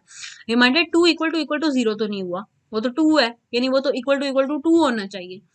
तो क्योंकि स्टेटमेंट दोनों जो है एक ट्रू है दूसरी फॉल्स है, तो क्या होगा, ये स्टेटमेंट यही चलेगी। अब वो क्या करेगा, दोबारा इंक्रीमेंट करवाएगा। अब यहाँ पे जे की वैल्यू क्या हो जाएगी 4 हो जाएगी, इंक्रीमेंट के बाद जे की वैल्यू हो गई 4, यहाँ पे हो जाएगी 4। अब 4 भी छोटा है उससे, वो 4 के साथ चेक करेगा, 4 में 30 में भी नहीं जाता। अब जल्दी जल्दी से चेक करो, क्योंकि जाहिर सी बात आपके पास ना टाइम नहीं होगा पेपर में कि आप एक एक चीज को चेक करो, यहाँ पे आप जल्दी जल्दी चेक करो, आपको समझ आ जाएगी।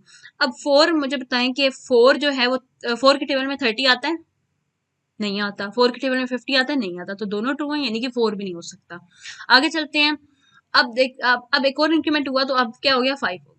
अब 5 भी छोटा है, अब 5 को चेक करेंगे, क्या 5 के टेबल में 30 आता है, बिल्कुल आता है, और 50 आता है 5 के टेबल में, बिल्कुल आता है, यानी उसके टेबल में आता है, तो मतलब रिमाइंडर 0 आएगा। जो चीज जिसके टेबल में आती है ना, उसका मतलब होता है रिमाइंडर 0 आएगा, इसलिए 5 यहाँ पे ले लेंगे, यानी जीसीडी की जो वैल्यू है वो 5 हो जाएगी, क्योंकि ये भी स्टेटमेंट ट्रू हो जाएगी, ये भी स्टेटमेंट ट्रू हो जाएगी। क्योंकि 30 के भी मतलब 5 के टेबल में 30 भी आता है और 5 के टेबल में 50 भी आता है, दोनों आते हैं, तो क्या होगा कि रिमाइंडर 1 जो है वो इक्वल टू 0 हो जाएगा, रिमाइंडर 2 भी इक्वल टू 0 हो जाएगा, और जीसीडी की वैल्यू जो है 5 हो जाएगी, तो 5 आ गया। आगे चलते हैं 6 देखते हैं, 6 के टेबल में 30 आता है 50 आता है, नहीं आता, 50 बिल्कुल नहीं आता, तो इसलिए 6 भी नहीं होगा, और मतलब एक ट्रू होगी और दूसरी फॉल्स होगी, जिसकी वजह से ये एग्जीक्यूट नहीं होगी, क्योंकि हमें दोनों ट्रू चाहिए। फिर चलते हैं आगे। अब जे की वैल्यू इंक्रीमेंट करवाने के बाद क्या हो गई 7 हो गई। अब 7 के टेबल में 30 आता है, नो, 50 आता है, नो, तो 7 तो बिल्कुल भी नहीं हो सकता। आगे दोबारा इंक्रीमेंट करवाएंगे, ठीक है। अब दोबारा इंक्रीमेंट करवाएंगे, 7 के बाद 8 हो जाएगा, यहाँ पे 8 लेस देन है, बिल्कुल है। फिर हम चेक करेंगे 8 का 1 वाला रिमाइंडर, मतलब 8 के टेबल में 30 आता है, नहीं आता, 50 आता है, नहीं आता, तो 8 भी नहीं होता, तो ये स्टेटमेंट फॉल्स हो जाएगी। फिर से ऊपर जाएगा और यहाँ पे हो जाएगा 9 के टेबल में 30 आता है, नहीं आता, 9 के टेबल में 30 भी नहीं आता, 9 के टेबल में 50 भी नहीं आता, तो 9 भी नहीं होगा। आगे चलते हैं 10 की तरफ। अब 10 के टेबल में 10 के साथ चेक करेंगे ना, तो 10 के टेबल में क्या 10 के टेबल में ये आता है, क्या 10 के टेबल में आता है 30 या 50, बिल्कुल आता है, तो 10 भी इसका मल्टीपल हो जाएगा, यानी 10 के टेबल में 30 भी आता है 50 भी आता है, तो क्या होगा, दोनों स्टेटमेंट ट्रू हो जाएंगी, और यहाँ पे जैसे डी क्या हो जाएगा 10 हो जाएगा, ठीक है। तो अब क्या होगा, अब ग्रेटेस्ट कॉमन डिवाइजर, क्योंकि 10 तक हम लोग 10 तक इसको लेके चल रहे हैं, ठीक है। आगे भी अगर हम देखें तो 10 के बाद क्या आ जाएगा, 10 के बाद अगर ये ऊपर दोबारा हम इंक्रीमेंट करें इसमें, तो ये कितना हो जाएगा 11 हो जाएगा, यानी जे की वैल्यू जो हो जाएगी वो 11 हो जाएगी, ठीक है। और अब वो 11 को चेक करेगा कि क्या जो है हमारा मतलब 11 हो जाएगा ना, जे की वैल्यू 11 हो जाएगी, और 11 को चेक करेगा कि वो लेस या इक्वल है स्मॉल के स्मॉल क्या 30 से छोटा है, तो फिर ये भी चलेगा, 11 को चलेंगे, 11 के टेबल में भी दोनों नहीं जाते तो 11 भी नहीं हो सकता। फिर आ जाता है आगे 12, 12 के टेबल में भी ये दोनों नहीं आते तो वो भी नहीं। फिर 13, 13 के भी टेबल में दोनों नहीं आते। फिर 14, 15, 16, 17, 18, 19, 20 तक भी चलो तो 20 के भी टेबल में ये चीजें नहीं आती। फिर 21, 22, 20, तो सारे जो नंबर्स होते हैं ना उनमें ये चीजें नहीं आती हैं। ठीक है, लेकिन अगर आप 30 तक हमें जाना है ना तो 30 के साथ करो। अगर 30 अंदर रखे और 30 बाहर रखे, ठीक है, 31 से 30 होता है, 31 से 30 होता है ना, तो यानी इसका मल्टीपल कौन सा हुआ, 30 खुद इटसेल्फ हुआ ना। तो लेकिन अब देखें 30 इटसेल्फ तो 30 का है लेकिन 50 का तो नहीं है ना, क्योंकि हमें तो दोनों का देखना है। तो 50 का तो नहीं है ना वो, क्योंकि अगर आप 50 के साथ यहाँ 30 करो तो 30 के टेबल में 50 नहीं आता, इसलिए एक चीज ट्रू होगी दूसरी फॉल्स होगी तो वो भी नहीं हो सकता। तो यानी कि हमारा ग्रेटेस्ट कॉमन डिवाइजर दोनों का कॉमन क्या हुआ, 10। यानी 10 एक ऐसा ग्रेटेस्ट टेबल है, सबसे बड़ा टेबल सिर्फ 10 है, जिस टेबल में 30 भी आता है और जिस टेबल में 50 भी आता है। तो कुछ इस तरह से इन चीजों को चेक किया जाता है। मैं सारा कुछ जो है हटाने लगी हूँ, ठीक है। आई होप सो आपको ये चीज क्लियर हो गई होगी, ठीक है। तो ये कुछ इस तरह से हम इन चीजों को देखते हैं। मेन चीज आपकी क्या है, आपको ये चीज याद होनी चाहिए।